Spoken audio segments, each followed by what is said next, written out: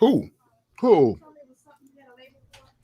The nigga, I think it's like NBF or some shit. The nigga that does the shit like, oh, y'all was wearing Scullies and da da da. Yeah, Oh yeah. Oh, Yeah, okay. I know what you're talking about now. yeah, yeah. him. And my thing is like, yo, bro, like you could get away with that shit, but I haven't seen him like he might have like grown and shit. Mhm. And I'm not trying to talk shit about him because I like his No, I know what content you're when I saying. see I know it. what you're saying. But it's just like, No, yo, it's not. like, It's not the same for TikTok. no, he It doesn't really just, ain't. well, I guess, but he Yeah, puts his it's shit a on little- YouTube and all that shit too. You know what I mean? But what I'm saying is, he probably takes the TikToks and throws them on YouTube, right? Yep, True. that's exactly Yeah, what he's that's doing. He's not making And content plus for also, YouTube.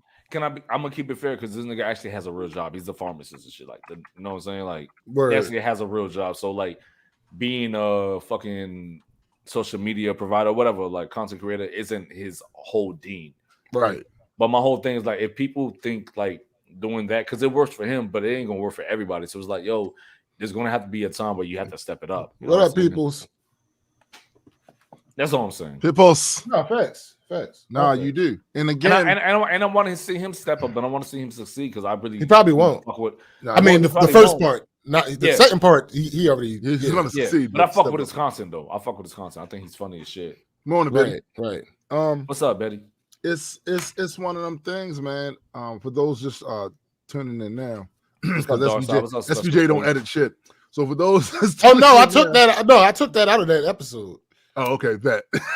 I absolutely took that part out of This that nigga's episode. ass. You took Hey. one part out of the episode.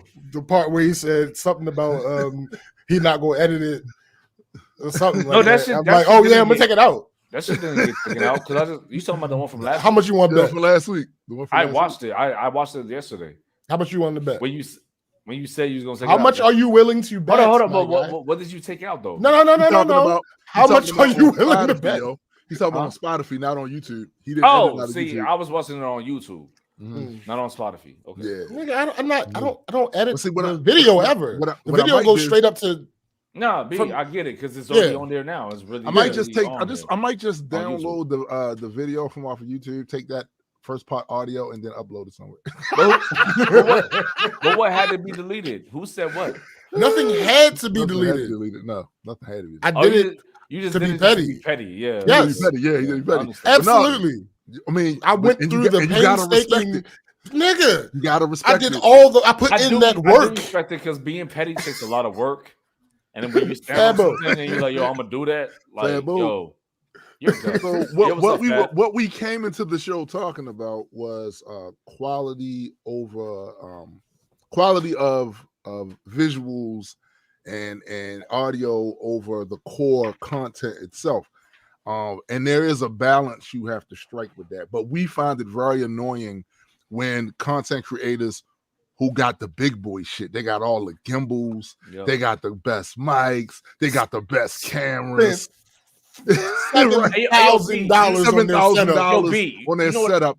And when they tell everybody else, oh, Quality doesn't matter. why doesn't matter? Fuck out of here. All right, Fuck, yo. you have the best Suck of my the dick. best. Fuck out of here. Yeah, you got the best of the best telling me like I shouldn't be like you. Fuck out of here. Nah, B, I we feel not like you doing that. gatekeeping for You got real, a for real. $7,000 in-house YouTube setup. Yo, bro. Now- you got All right, hold on. Wait. No, I'm bugging. I said that wrong. Okay. It's more like 17, 20,000. Because I got Yeah. I was about to say.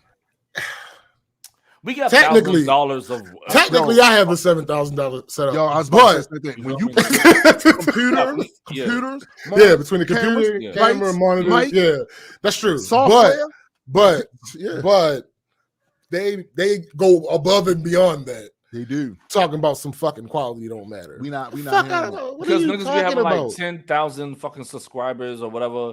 Well, I mean millions of subscribers and Right. a bunch of views, and they be like, "Oh well, you can do it just like me, but don't do it just like me. Like it doesn't matter. Like shut up. It does. 'Cause there was a time that you was fucking doing your shit on a webcam. Yeah, Yo, you know what I'm saying? you bust your ass to get to the point where your content can look and sound the way it does. Exactly. Now you're gonna sit there and tell somebody else that's nothing that they should be shooting for. I beg Facts. to differ. Like that shouldn't be the And some of it might be anecdotal, right? Because what Yeah. happens is this is the reality of it. You need, so I'm using the word need loosely. yes. You need a balance of both. Yes. But every rule has exceptions. Of Right. course. Absolutely. Every rule has exceptions. So yes, there are going to be people with suboptimal visual and audio quality. Right. More likely visual. Yes. Audio is More very likely important. visual. Yeah. Yeah, audio is very important. But Right. you're going to have people with suboptimal visual quality that make it. It's real shit. It's going to happen often. But the rule is they won't. And also, those people that make it with the suboptimal stuff, watch what they do once they make it. Right. They They're immediately going to upgrade all that shit. And The, then, the only and the only exception in that rule is if it's a medium that doesn't serve it. Yes. Like for instance, also, what I've noticed does not necessarily service Right. the whole DSLR mirrorless Yeah. camera revolution. Yeah. You know, because you got to switch up all the That's a lot and all that you shit. It's a before you lot. load It's up a lot. and Use a Whole lot. DSLR for It's a lot, Instagram. though. Like, yeah, That's one of the reasons I stopped doing TikTok, yo. Because I feel all you. of the hassle that it took for me to use my camera for TikTok was like, and I'm not. Now that I have a new phone, I might start doing it again. But my old You're gonna phone, I wind was up editing not. that video on the phone though, right? Because I might end up sending it to the computer and To then edit sending it it there. back to the phone. That's so fucking much. See, yo. this is what I mean by the labor. So yeah, so it's laborious to use DSLR or the mirrorless for the TikTok stuff too. But also it's still labor because if you're going to use your computer to edit everything, then it's still and then send it back to the phone to upload. It's still laborious. That's a hassle, my guy. that's the thing. It's a lot. I just think that people think that we make this shit look easy when it's really not. Hold on. I want to address special space.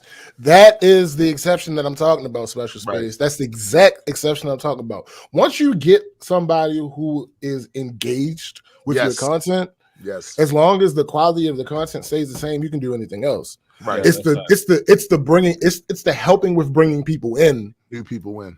That is the issue. So there's a very subtle thought that a lot of people have that they won't verbalize, maybe because it's on the subconscious level about authenticity that is connected to how your stuff sounds and looks. Yeah. They may don't verbalize it even conscious itself, but there's a certain amount of authenticity wrapped into the production value. So it's not that we're trying to undersell it. We just saying that all that production value doesn't matter if your content is shitty. Yeah, because you can have great fucking production value, and if your content is trash, niggas is gonna peep that your content is like trash. it's boring. And realize that this is for the cold viewer. Yes, this isn't for you've been rapping for 30 years and you develop a following. And people find out that you're doing this thing and they come over and they happen to like it, so they stay. This isn't, oh, you got a bunch of friends in some industry and you decide to start doing a YouTube channel that serves that industry. So you tell your friends and it's not that. This is I stumbled across this. Oh, okay. That's really what this is about, because there, like I said, there are levels to everything, nuance to everything. Mm-hmm. This is a blanket statement that these people that we are talking about make way too fucking objective. And it's all of them. My problem is all of them do it, and I'm like, no, like y'all remember what it was when y'all was like have lower quality production, like. And for you to tell these people like, oh, I'm trying to give you hope. I'm trying to tell you how to do this shit. You're not keeping it a bean though. You know what I'm saying? Like, words shouldn't be that hard at all. I know, but it's one thing. It's one thing to say, why not just be honest? Yes. Why not just say, hey, it doesn't matter as much. It's not as important. Right. Versus it doesn't matter. Why? Because of fucking clickbait and wanting to be definitive. And again, so I got into it with them goddamn YouTubers. But the thing is, what you said is important because you said, yo, Cyrus the virus. The virus. Because words matter. Words, yeah, they do. Why say this versus that? Like, yo, like, because there's a reason. Those things sound similar as fuck, what you just said, but they're definitely not the same. They're not the same. And also, if your goal is to help, to give advice to YouTubers that are starting, or content creators that are just starting, then actually give them advice that's going to work for them. Because the goal is to serve the algorithm, right? You're the other thing, right? Yeah. So if your goal is to say to them, I don't want it, like you said, words shouldn't be that hard. Like, yo, don't facts, Fab. Fab said words are hard, man. That's why I do numbers. like, yo, if numbers are even harder though. What they should have said was, like, don't allow your lack of quality right now and your lack of resources right now to stop you from creating content. If you have something to get started with, get started with that. It's something you really want to do. But that's something that we've always said. Like, you and me, too, like, we've always said that. I don't know. I can't speak on James, but I'm pretty sure he has the same sentiment, too. But I don't know. You seen his old content? All I'm saying is, I know in the beginning when we got into this shit, like, you know what I mean? Like, we told other niggas, like, yo, like, when we was doing our shit, we told them, like, yo, we don't have a lot of shit to do what we're doing, but we just make it happen because we have an idea and we have the basic things to make it happen. Done is better than perfect. Done is better than perfect. Done is better than perfect. It'll do. Simple. And of course, somebody named Adequate. Yeah, absolutely, it'll do. Facts. Yeah, Mr. 33%. You damn right. The fuck? That's better than zero. Like, absolutely. Isn't that better than not doing nothing at all? Absolutely. Yeah. You know how many times I've had to say to family members, younger family members, nephews and stuff like that. Exactly. That's what I'm talking about. They wanted to. They see the whole Breakfast Club setup, right? And they want something like that to get started with. And I'm like, yo, you know how expensive all of that stuff is? You don't have that type. So you're gonna, how many years? But not only that, Cyrus. Yo, Cyrus says C's get degrees. That's the fact. Yo, that's hard fact. But what they're not understanding, the hosts on that show aren't paying for all that shit. They're not paying for the high quality production. But you will. Yeah, you got to put yourself in. You got to put everything in context. That's really what it is. But that's what I'm saying. Like, they're not understanding that. They say, "Oh, this shit just looks good," but they're not understanding where the funding is coming from. I'm saying, yo, B, like, if you don't have the funding for that shit, why shoot for that? Shoot for what you already got. Like, if you got a camera, you got a computer, you're good money. You know what I'm saying? You can make this shit happen. Just get started, though. Millions of people have already done that shit already. But also, once you have, if you're a content creator that has millions of people following you, and I'm clearly looking at your content and it looks crispy as hell, and the sound. Don't fucking gaslight me. Don't gaslight me about how quality don't matter. Quality doesn't matter. Your quality's not important. Yo, nigga will say quality. Nigga will come in like this. Quality's not important. And at the same time, the bokeh is moving. Yeah, it is there. It focuses in on the face. Yo, like, what the fuck are you talking about? And not only that, they be having editors and all that shit. It's quality don't shut up. A lower third comes across the screen. Yeah, like what are you talking about? Fucking matter. What's going on here? Like, don't fucking gaslight me. Like, no, don't gaslight me. You just be real. It clearly matters. My thing is this: like, I just do this because I made it to this certain place, and people would be I upset if I didn't. Go guess what that means. That means it fucking matters. Yeah, it does fucking matter. Fuck that modesty shit. No, fuck out of here. Get out of here. Don't, it's like you said, don't gaslight me when you sitting over there looking like your shit just got produced by NBC and shit. Like, don't gaslight me. Imagine if you had a water bottle and the people in Flint, Michigan, they still got fucked up water. And you got a water bottle like clean, like why? I don't understand why you guys aren't drinking water. Yeah, you know, so just get a water bottle. You just have to drink. You drink the water that's there. Yeah, they're like, nah, but like, ain't about a water bottle. Like, we're talking about shit that comes out of our faucet and shit. Like, well, you fake it until you make it. All right. Or you drink it. Drink it as it is. Drinking some Perrier. Don't gaslight me, because I'm looking at, if I'm the up and coming content creator, I'm looking at you as inspiration anyway. Right. Yeah. I'm looking at all your whole setup. Your whole setup, everything you got going on is rocking. It's rocking. So can I say this though? Stop playing with me. No, that's not what happened. Okay. Cyrus makes a really good point.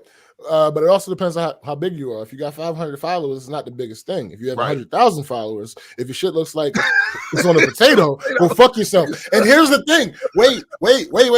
He has a very good point, because at that point you are supposed to. There's an expectation. Rewarding your followers. That's right. You're supposed to be rewarding the people that got you here by having your shit crispy. Right. Yeah. Right. At that point, your shit's supposed to to be crispy. You're supposed to be no excuse. Their support for you, right? All these years. That's why I was talking, that's why I was talking about Buddy earlier, because I'm like, yo, like, he didn't do that.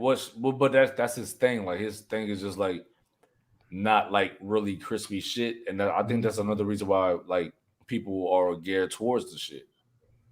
You know what I mean? Like, I think like the people that like him, they like that type of content. Like, it just. It's well, raw, but you know I don't think that's the connection. Like I say, I think it's the platform. Yeah, it's the TikTok. Yeah, the platform. They don't. That doesn't reward you to have. People, nah, they don't really care. The reason I did it is just because I had this fucking happened already. there's no reason for me to make content $7,000 worth of equipment. Like, bruh, like, how wouldn't you use it? Right? Nah, there's no way. Why the fuck not? Right, but it is. Yeah, much no, like we in the same. We gotta start the show, ahead, bro. Oh yeah, can we start the show? No, I was always under the impression, especially recently, that the show starts. Here because you don't do no editing. Again, I'm just going to cut it out again. It just is what it is. You don't really do no editing, so it's okay. Like, yeah. Hold up for sure. Spotify will never hear that. That means that every time. No, it doesn't. Every time I have my own agency. Just know, I run this shit. I determine when this shit goes in and when it doesn't. I'm just gonna take. I ain't got no strings on me. I ain't got no strings on me. Right. Hey, that shit Pinocchio. For real. Like, nigga, we together on this bitch. That shit Ultron. We'll make you a real boy, nigga. All right, so let's wait a second. Oh my god. This nigga. Wow, like he really enjoyed that shit. I had to wet the. This is the whole thing. I just hated how much you enjoyed it. Me. There it is. Wow. Yeah. Get him the fuck out of here. Yo. You put that nigga to the gulag. To the gulag and shit. You asked for that shit, yo. You asked for that. This nigga's so ass, yo. He asked for it, but for no reason though. Like, right? Why do you so put yourself in these situations? For what? I didn't do nothing. You know the vibes. Yeah. No. Production. Oh, okay. No, he's right. He said quality. He's using buzzwords. Right, he's right. He's saying quality. He's trying to trigger me.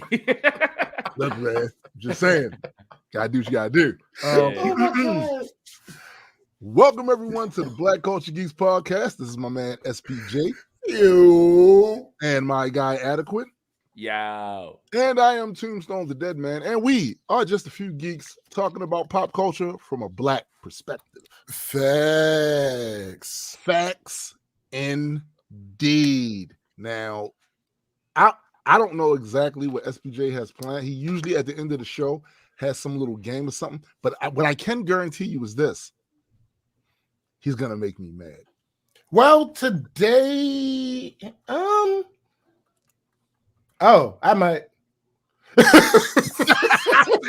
See? I might.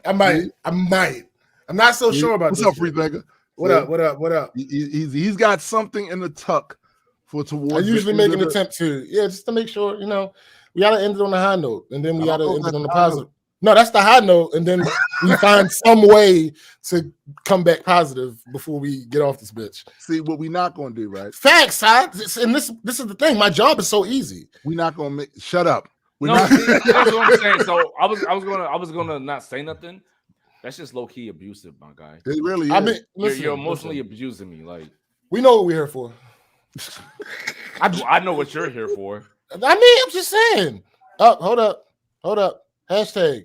What about adequate love music? Thanks. Make adequate rap again. Make Addy rap again. Hashtag. Listen, from what I see right there, Addy raps. Nah, B. He rap. Listen. No, we're not having this. No, we're not doing this again. It's past tense. Listen, I'm just saying that man raps. Come up here bringing up anything past tense. Hey, yo. Let me ask you a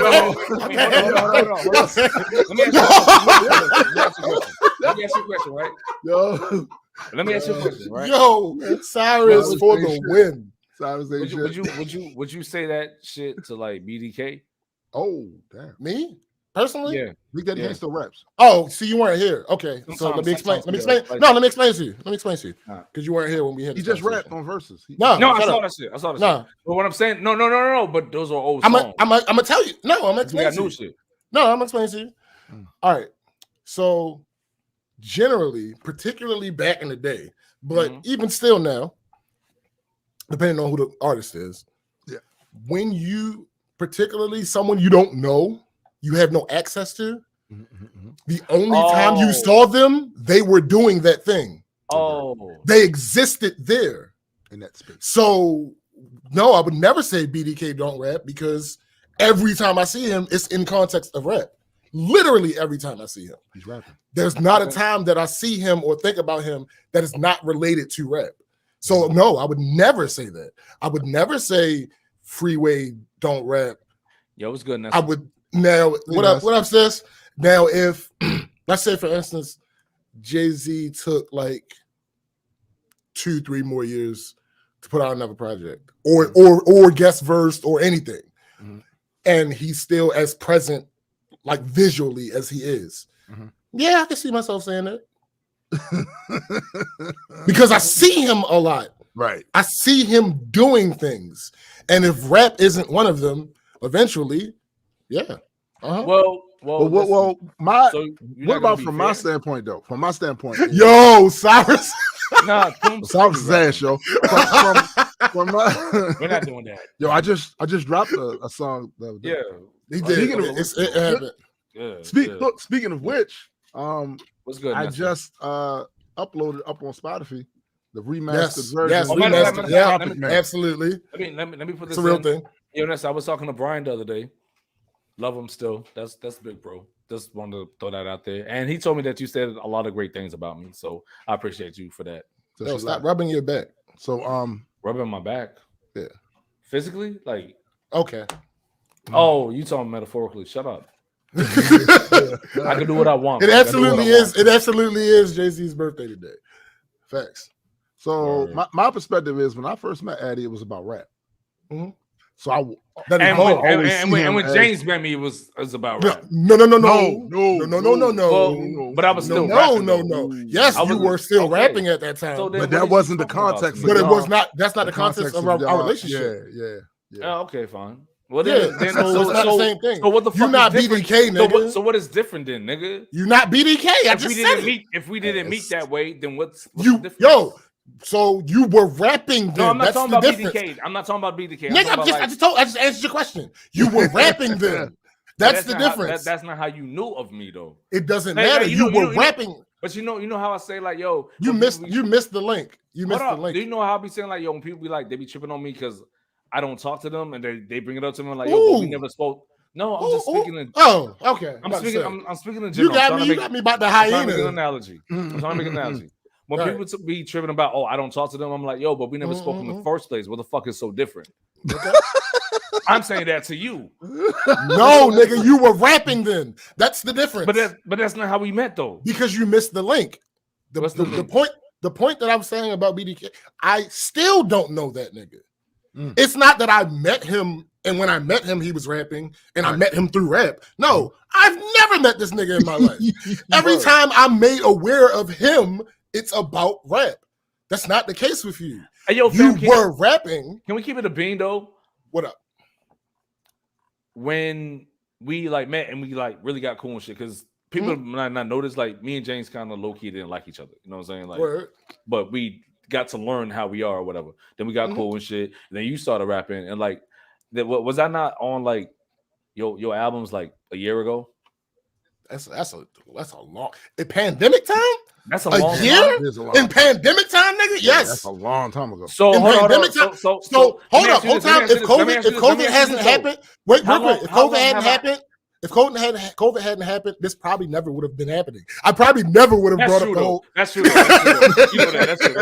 I was slipping on my D straight up. But that matters though, my nigga. Like yo, pandemic time is different, my guy. But was I not rapping though? When I met you? Time? No, during pandemic time. Kinda. You know what? Yo, how many features and songs? Ass. What up, sis? Yo, how many features and songs did you complete during the pandemic? At least like 3 or 4, like because I did the one for you with your first shit. Then me and Nessa we did the fuck the police shit. Nah, COVID time, my guy. That was during COVID time, B. What you? Nah, B. About? My first project didn't come out during COVID time. Nah, so that shit was COVID time. That was pre-COVID. Yeah. Oh, it was. Oh, yeah, my guy. Yeah, that's pre-COVID. All right. Well, I ain't gonna hold you. All right. I can't say shit. I ain't gonna hold you. Right, that's what I'm saying. Pandemic time is different, my guy. Pandemic. Hold up. When's pandemic time? 2020? 2020. March 2020. So, hold up. So I wasn't on no tracks with you in 2020. Like I said, how many features or songs did you complete during COVID time? Then we did 2 words. We did 2 words. And then rap. Just rap. That too. Okay, that's 2. Okay. So what the fuck are you talking to me about that I'm not rapping? 2 years, my guy. 2021, my nigga. Hey. Nigga, what I'm saying is it's literally about to be 2022. Like we're in December. Okay, it is about to be, but it's still technically. Yo, I didn't rap for 1 year. I didn't put a song up for 1 year though. Hold on, wait, hold on. Let me double check something. I gotta. Yo, you feel like you started some shit. No, you just gave us more. No, absolutely not. Absolutely not. It's not your fault. It's not your fault. It's not your fault. Hey, yo, Fab is funny as fuck. So we can. Wait a minute. Nessa and that music video during COVID time. Hey, come on. Music video. Come on. Come on. What music video? Hey, yo, Nessa, say the name because I forgot the name. Like, Goofy. That was the record. Yeah, I'm about to say this isn't me. I wasn't. So that was 3. That's 3 joints. Hold on, wait. Let me double check. Man, because you ain't gonna be this nigga about the fact check. No, we gotta get facts, right? We gotta get facts, right? This nigga doing a peer review. Yeah, you won't be out here dubbing me like that, man. No, I'm just saying, my guy. Your favorite mixtape. You got a fact check, just rap. Oh, and that was on gas shit too. That's 2020. Yep. So that count? Wow. Yo, I'm joking. That counts. This is she about to drop a link. Shit, drop it. All right, cool. Shouts to so that's 1. Oh shit. Damn. It's loud. Yeah. How can I stop it? You can't play it. Loud. There we go. Play it too. Play it too. But I played it last week. Yeah, I can play it again. No, I can play it again. Hold on. And what year was this? What year is this? No, that was 2020. I had to double check. Oh. Okay. Okay. Okay. You still, yo. Guess what though? Yo, he killed me with that. What's that? What? You still don't rap. Like none of that changes what I'm saying. Right. Though. Okay. I was wrong about the time frame. I can admit that. Yeah, I can admit that. Yeah, I can admit that. But he arguably there's a reason why though. Like, and you're no. Hold on. So family business. Hold on. No. You're not putting out family business. I'm not doing all that. All I'm saying is. So now we're living in a point in time where variables don't matter. Oh damn. No, variables matter. But wait, I'm glad you said that. I have an idea for a new Hey, yo, show. Sarah said, I don't see this much effort to clown someone up. And man, listen. Hey, the links I have go to. I have a new idea for a show. It's actually Eddie, you have some claim to inspiration for this. Thank you. It's a well, actually, basically, it's a show where I take people's takes and correct them, and I correct their incorrections. Oh, so you're basically you're just doing what you do in real life. You're gonna but I'm turning it into something. Yeah, so it was about Love and Basketball. The nigga he made a video basically about Love and Basketball, and he was saying how Quincy isn't as bad as people try to make him out to be, and he's not a fuck boy because he wasn't doing what he wanted to do. He was doing what he thought other people wanted him to do. So that makes him not a fuck boy. No, nigga. The reason doesn't matter. The reason why you are something doesn't matter. Are you that thing or not? Yeah, so back to you. Yeah. The reason why you aren't rapping doesn't matter. Are you rapping or not? He identifies. Hold up. Let's get the pronouns right. He identifies as a rapper, yo. That's fine. Hey, yo, you can identify however you want. Respect that man pronoun. Don't misidentify me, pronoun. Guy. You can identify however you want. I am not against it. However, we talk about what you do. You can be what you want to be. You mean at the moment. Nigga, what? If I say there are some grammatical ways to kind of put a little bit of dirt in that way you're thinking. So you're saying he when he doesn't rap for a while that Eddie don't rap. Eddie don't rap. That's true. But you could also put Eddie doesn't rap now. You could, but it's not necessary. Hold up, yes, that would still be a true statement. No. Hold up, that would still be a true statement. The nows are necessary. All right, so let me put it like this. I see what he's going with it. Let me put it like this. Hold up. Eddie does stream. Eddie streamed the other day. If I hold my breath right now, is the Tim isn't breathing? Is the correct one Toom doesn't breathe, or is it Toom's not breathing? No, both are true. No, I do breathe. Both. No, now you breathe. No, when you stop. No, nigga. When you stop breathing for that period of time, I'm not breathing. You don't breathe. No, I can't. No, until you breathe again. No, nigga, no. Hold up. All right. You know how old this nigga is. Like, Toom don't breathe. Right. That doesn't matter. That he breathes. Like, Toom don't breathe. That inherently sounds ass. Look, doesn't matter how it sounds. Hold up. Well, actually, it does. It's factually wrong, though. It's not factually wrong. It's not. Don't you realize that Toom don't breathe? No, Toom does breathe. He's just not breathing now. Yeah. Yes. No. Look, you being obstinate and I'm not off does not change the fact. Let me no. We're gonna go through. You know what I think it is. We're gonna walk through this. You know what I think it is. I think it's this. And I wasn't never going to bring it up, but I'm going to because we fam. I think James is saying that because he raps more now. That's what I feel. Hold up. What do you mean, nigga? Duh. Hold up. That's why. That's the reason. That's not a secret. That's the whole thing. That's the entire. So that's what it is. Okay. Yes. What the fuck? Clearly. How many times have I said to you, I want you to rap? I want you to rap. You know why that doesn't work? I need you to rap. You know why that doesn't work? When you say that he raps more now? Because just a month ago, he was saying he don't rap. Yeah, I wasn't rapping. So you and Addy was obviously, since there's no nuance, you and Addy are also. And the thing is, hold up. No. 2 episodes ago, I said I don't rap. 2 episodes ago. No, 2 and 3. It was 3 episodes. Right. 3 episodes ago, I said I don't rap. Like, and you said, no, you rap, nigga. You rap. No, right. No.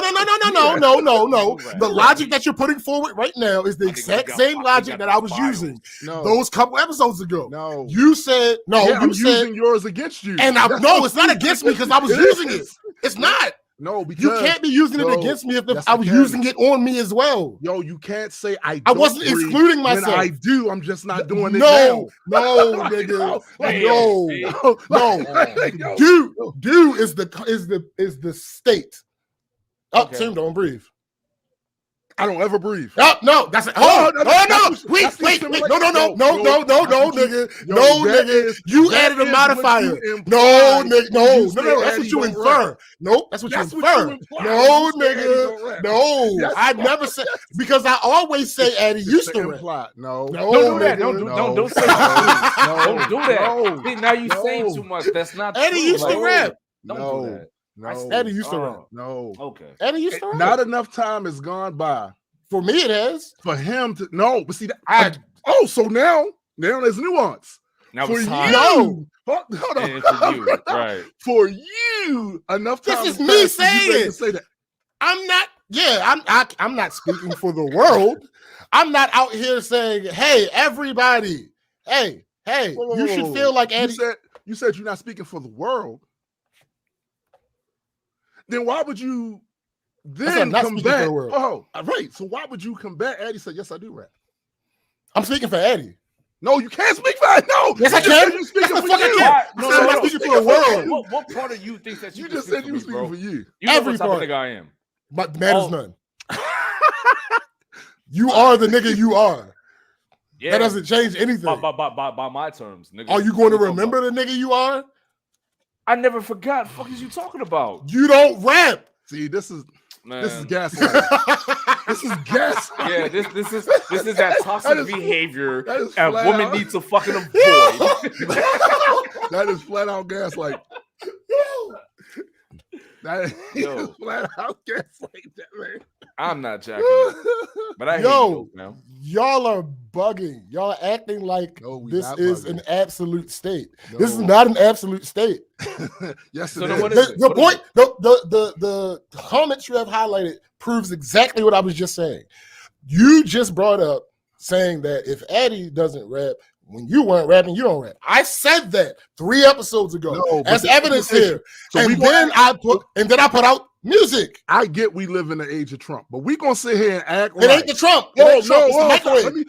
It's the microwave. It's the microwave. Hold on. Let me ask you a question, right? Because we all like went through dry spells and shit, like when it comes to sex or whatever. So does that mean like niggas don't have sex because they're not getting sex at that moment? I mean, I don't care. Are you abstinent? I don't care about. Are you? I don't care. No, but I'm just asking. I don't care. I don't care about people's. So if I'm not drinking water, so we drink water. I care about you. I care about you every day. So if I don't drink water for an hour, does that mean I don't drink water? He can use that example. I'm not saying he can't. I'm not saying he can't. I don't care about that.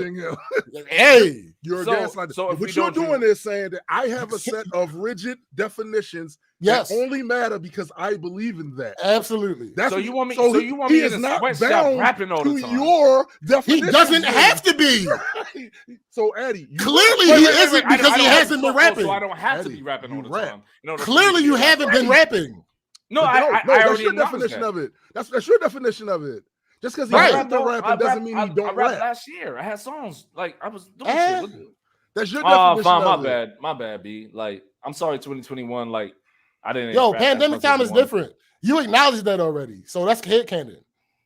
But even during the pandemic, I was rapping. No, he acknowledged it. He acknowledged it. It don't matter. We don't have to agree on terms anymore. No, I'm spinning the block. We don't have to agree on terms no more. Nah, B. We don't got to agree on terms no more because he already explained to me why that special space is never going to happen because Addy doesn't rap. That's how this all started. No. Hold on. Let's be clear. Let's bring it back. Let's bring the absurdities back. No, wait a minute. So hold on. Let's bring the absurdities. No. Wait. No. We're not spinning. We're not. I'm down to spin the block. No. We're not going to a place we've been before. We're backing out. We're backing up. This is how this started. Special space. This is what happened. This is why. Leave him as yes. Right, no, come back here. I'll put it in my fucking. That's fine. That's fine. But listen, this is how this started. This is what happened. This was supposed to happen, Special Space. It was. This is why I started this whole thing. Don't do that. No, niggas, no. Since we want to go breaking shit down, let's break it down. This is what happened. This is where this whole thing began. Yeah. That's the album or EP is ready, Special Space, except for Addy's contribution. Oh, damn. Because he wasn't rapping. Right. So let's. This is where this comes from. So let's not act like. So that's what you taught about while knowing why no, I'm not. That's what you taught about. But I already told y'all niggas. I was like, yo, do not confuse. What you gotta do with it. Do not confuse. No. Wait. Do not confuse my passion for anger. Okay. I am not angry. I am not angry at all. I know the reason. Okay. So I'm then let it stay there. No, nigga, you specific. Three things, right? Three things. That the whole thing about the EP. That's one. Mm-hmm. Two, you agreed with me that pandemic time hit different. He changed his mind.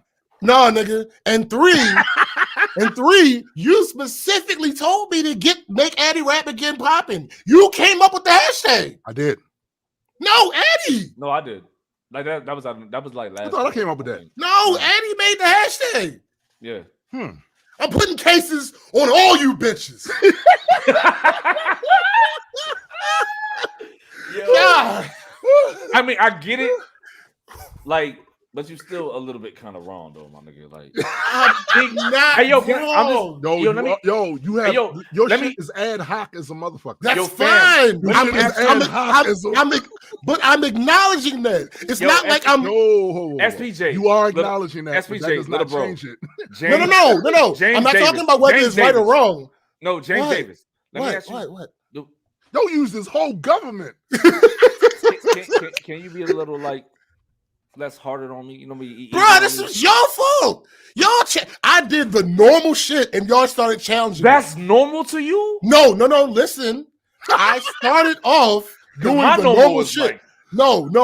I started off doing the normal shit. I just said make Addy rap again, and y'all started challenging it. That's how we got here. Facts. Okay, so I was doing what the fuck you told me to do. Yes, I was doing what he told me to do. Well, saying he don't rap is normal. He told me to start. Told me, you said how crazy. I don't remember him telling you that he don't rap. Nigga, he told me to perpetuate the hashtag. I was pushing the hashtag, and then y'all started challenging me. But you gotta. That's how we got here.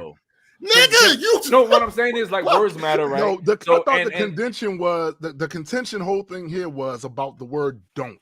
There is no actual contention because of what. No, there's no actual contention. What happened is I was pushing the hashtag, and y'all challenged me. That's what happened. No. I was challenging you on the word don't. But I didn't say don't at that point. My daughter. My first statement was make Addy rap again. To rap back in the day. No, nigga. And she stopped rapping. My daughter doesn't rap. She doesn't. Siobhan doesn't. That's funny. That's funny as fuck. Yo, so my original point in this episode was hashtag make Addy rap again because someone commented about liking Addy's music. I said hashtag make Addy rap again, and y'all attacked. My contention was about, and Addy will get this because he said this before you came on. My back was against the wall, my guy. It was. All right, then. So that's why we got here. If y'all would have let me rock with what you told me to do. My thing is, you've been known that though. But what does that have to do with following instructions? I spent at least if we set up on don't. If we set up, that's fine. No, that's fine. That's fine. If we set a campaign, right, and there are parameters of the campaign, and I'm following those parameters verbatim. No. Oh. Yes, I get on that, but let him do it. That's what happened. And then y'all started attacking. So then, all right, okay, shit, all right. That's what happened. Hold on, you can't be up there doing the twerk bouncing. I'm just saying, yo, I was strictly within the parameters of what we discussed, and I got attacked. You're gaslighting. I was gaslit. I just like what Toon was saying. I just don't like so I started gaslighting. I don't like the whole. Yes, I did, nigga. But that's not how I started. But no, that's what you've been saying. But that's how you landed, though. This what I mean. Because you were attacked. This what I mean. So you doing some shit that you don't mean. Before the no, stop. Yes, don't let him I do that. literally said. Do not agree to these terms right now. Do not agree to these terms right now, because with this nigga, he's acting like this is in a vacuum. This is not from a vacuum. He's been saying, Eddie don't rap for weeks now. Yes. Wait. Hold on. Yes. So hold on. So if I put out a track tomorrow, okay, and I didn't rap for 2 months, you gonna still say Eddie don't rap? No. That's not. No, we're gonna give his argument. He's saying that he is allowed to say you don't rap the moment you put the mic down. Yeah. The moment you finish, you spit your shit, you sit down. Oh, you don't rap. I just was rap. And I'm saying that's inherently ass. That's it is. Hold on, dude. Whoa. You know who the fuck I am? I'm aware. I'm very much aware who you are, nigga. We're discussing that. We're discussing your assness now, nigga. The point that I'm making is, yes, everything you just said is true. Literally everything you just said is true. However, that's not what this was. Watch these terms. This what I am. That's not what this was. I'm gonna add you. That's not what this was. I'm listening. That's not what this was. This was me following instructions. I was on brand. I was on code, and I got attacked. Yo, you feel attacked? You see what he's doing? Not anymore. Yo, don't let him do the victimization shit. It's what happened. It's what happened. It's what happened. No, a fan of Adequate said, it the way he "No, nigga." A fan of Adequate gave him props, right? Absolutely. You know why? We for that. We for that. That nigga rap. What more proof do you need, nigga? Eddie didn't hear it. Yo, Eddie didn't hear that. That was legitimately one of the funniest things. Eddie didn't hear it.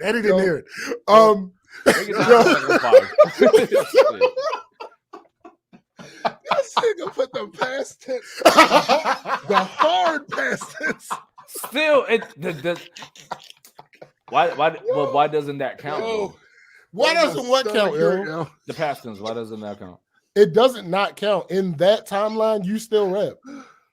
In that time, wait a minute. So this is variant? I didn't rap for a year. Years. I'm saying you have been rapping for years. Goodness. Years. You got time under your belt, my guy. You're an accomplished artist. So 1 year I don't put nothing out. That means I don't rap no more. As far as I'm concerned, that's what's up. Again, that's all I need to know. You gotta watch his framing, yo. No, that nigga slick. He's framing, yo. He's slick. But I'm not jacking that shit. Like, I hear you, but I don't hear you. Like, I need to be able to pull up Spotify. He hear you, but he don't hear you rapping. Yeah, yo, like I need to be able to put I need to let me. So what? So hold on. So you don't be jacking words don't really do it justice. You don't jack his old words shit. That's nostalgia. You don't fuck with his old shit like that. That's nostalgia. That's nostalgia. Patriots. Words don't really do it justice. What's up, I need to. Wait a minute, but that means you don't like his old shit? That's crazy. Hold up. I got a visual aid. No, I have a visual aid. Because I ain't asked that. I didn't ask I that. have a visual aid. I need to. All right. Oh, damn. If I type in. Don't do that. Don't do that. Okay. So if I type this in. He doing it. And I go to. Yeah. Let me see discography. Oh. You want to see names? Oh, okay. Damn. What? Okay. Oh, all right. All right. Hold on. What are you talking about? I see things. Hold on. Let me see. What? What else? But don't do that. Don't do that. What? No, I'm just saying. I know, because I know what you're about to do. What you about to go? I'm looking here. What are you talking about? What are you going on about? What do you see? What's going? The things are here. You don't see the things? I see things, but I'm trying to see. He on some bullshit right now. No, I'm just saying. Exactly. I'm just saying. I see the things. What? Okay. All right. What are you talking about? I'm just double checking. I had an idea, a concept. Wow. It needed to. That's funny. Okay. That's fucking funny as fuck. We don't what? Interesting. This nigga up to something. No, I'm just looking. I'm just looking around. I know exactly. Yo, this nigga's ass, just looking around. He's ass. Now, yeah. He's ass, yo. Now, exactly. Yo, he's ass. Yo. Yeah. He's ass, yo. And okay. Oh, what? Damn. I smell you. Yo, he's ass, yo. I'm just doing a look. I'm doing a what that thing Joe do? Walkabouts. I'm doing a lookabout. Oh, you stupid, yo. You are 100% dumb right now. Oh, all right. Let me. Oh, okay. Yeah. This is a true story. Okay. All right. Let me see.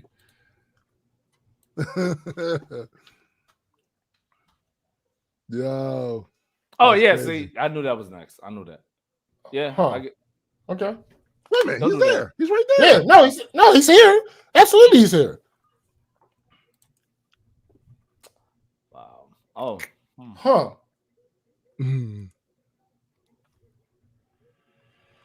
What's wrong? What's the issue? I'm looking. I'm trying to see. It won't show me dates. I'm trying to look at dates. Wow. This nigga's ass. The worst. He's the absolute worst. This nigga's so ass. Yeah. Interesting. Is it though? Go do that shit on Bandcamp. Oh no, I don't. I'm not. Oh no, I'm talking about the big boys. Like I'm Bandcamp is a big boy. Nah, it ain't a big boy. Millions of dollars have been made over there. Yeah, not billions. See, listen, I'm not. No, until you make your first million, you can't poo-poo $1 million. No. Yes, I can, because I'm not talking about individuals. If I'm talking about individuals, absolutely, fuck me. I'm talking about companies. So what I'm saying is, what I want to be able to do is do that for you. Adequate. And I say 2021. Yeah, that's what I'm saying. That's what I want. That's not going to work in 2021. I know. We got a few weeks. That's my point. That's the point that I'm making. So we can wait until 2022. But you know, I wasn't physically able to do that shit. Like, bruh, again, you know that. Again, there's no way I was going to be rapping this year. Again, Q doing shit he think his father want him to do. Don't stop his actions from making him a fuckboy. Ah, damn.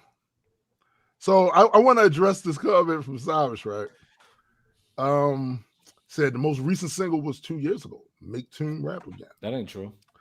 Well, he thinks it is. Well, on one of those screens, that's what it says. That's what it said. But it's just not accurate.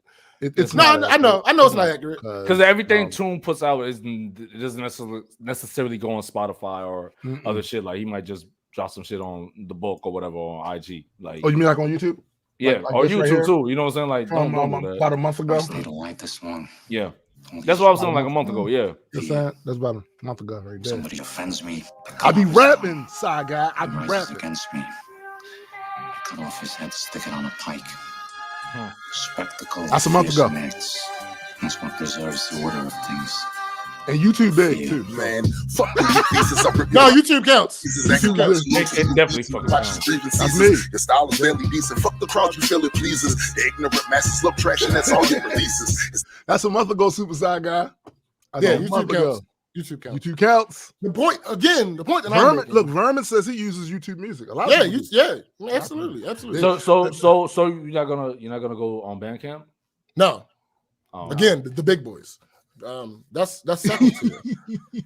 That's second tier, and it matters Don't get me wrong. It absolutely matters. I made a lot of money off of Magic. Yeah, it matters. It matters, particularly for the artists. It matters. But and I've had more music on Spotify. Bowflex. But I just my shit got taken off because I didn't keep up. But I'm not talking about the amount of music. That's not your legacy has never been in question. No, he's talking about currently. But my issue with the don't is because it doesn't parse anything. It literally you don't rap. You don't rap. No, you don't. Which could mean if you talk that say that. Yes, it could mean several things. Yeah. Here's the thing. Here's the thing. Wait. Yo. You know who don't rap? Who? Neil deGrasse Tyson. That'll be like right. I don't know. Right. That's true. That's true. Right. Hold on. Don't rap. You know who don't rap? You know who don't rap? My daughter. Adequate. Don't rap. Yo, man, stop doing that.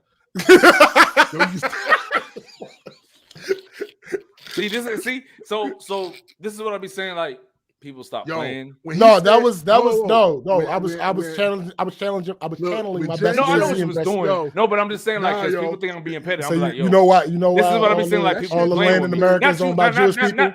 James, not you. Credit. I know you was just fucking off. But this is the type of shit that be happening to me in real life. Exactly. You know what I'm saying? Listen. When Adequate was on Gat's last shit. When he threw your name in just like that, all I saw was that scene in Deadpool, the early scene in Deadpool, where he jumps over the car, uses the one bullet, and shoots. That's all. He split. He split that insult right in there. He got that shit right in the middle. I'm out. Yo. Not potting no more. Yo, listen. And the funny thing about this, right? Funny thing about this is that's not. I don't really want to. That's funny. I really don't want to say this. No, Cyrus got bars, my guy. He wrote a rap before. Yes, he did. He wrote a rap before. I synced it. Oh, so he ain't recorded, but I synced it. Okay. Schrodinger's rapper, my guy. So that means side rap. So slide rap. You're not listening. You're not listening. Schrodinger's rapper. Oh yeah. I got you. Both things can be true. Yo, you don't rap and you do rap. It depends on the perspective. But the niggas say that then. No, because from my perspective, I'm not saying that. He's not going to do that. Of course he's not. He on some Anakin Skywalker shit. In that scene when they was on a volcano planet, and Obi-Wan was saying, "Yo, the Sith are the bad guys." Well, from my perspective, the Jedi are the bad. That's what he's doing right now. Hey, that's what he's doing right now. I want what I want. God damn it! You'll get it, B. I have no doubt. Know, like you're gonna like. But he doesn't have an ETA. That's the problem. But the thing is, people don't know. That's not a problem. You're gonna be involved with that shit. I'm not mad. No, what I'm saying is, when it happens, you're going to be involved. Oh, facts. Like, we've already started. Yeah.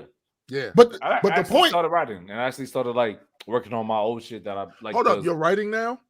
Yeah. So you rap? He's a writer. No. Okay. So I'm just fucking. So there aren't rappers. So there aren't rappers that use ghostwriters exclusively. So that's what we're saying. That's the point. That's fine. No. Huh? No. You took it wrong. No. See what? See. Y'all obstinate niggas. Y'all obstinate motherfuckers. First off, y'all took it that way. Ghetto was fucked, so y'all took it that way. That is not what I meant. He said, it's ghostwriters. I was like, don't do that. No, nigga, that's not what I. Both of you. No, hold up. Here's the funny thing. No, here's the funny thing. There are 3 ways that statement could have been taken. Y'all both took it differently, but both took it wrong. Fine, whatever, nigga. But it's like, don't talk to niggas like that, nigga. I'm a rap. I'm an MC. I'm not a rapper. I'm an MC. That's my. When you do it, you can be both. Don't do you that. are. That's a fact. Can be both. But when you're not doing it, you don't. See, now we back in the beginning. Because B, that's just what it is. To you, that's the whole point. That's selfish. All of this is about me. Yes, Nick. What the fuck? He wants what he wants. Thank you. Hey, James, can I live? Yes, I love you. I want you to live. I want you to prosper, my guy. All that shit. I also want you to rap. You can do both. You can do both. You can prosper. Yes, he can do both, but for some reason he chose not. Well, because I'm choosing to prosper. I'm choosing to get my life together and make sure my shit's on point. Like nigga, like that's great for you. Rapping in second-hand to yo, me. it's too. I agree. Yo, it's too many funny comments, yo. The second doesn't mean nothing. Going off no, but you ain't wrong. I know I'm not wrong, but you're not right either, though. It's Schrodinger's rapper, my guy. More like Show Daniel's point. yo, Eddie. Watch him do a little YouTube video about that shit. Yo, you should make either a video or a song. Schrodinger's rapper, my guy.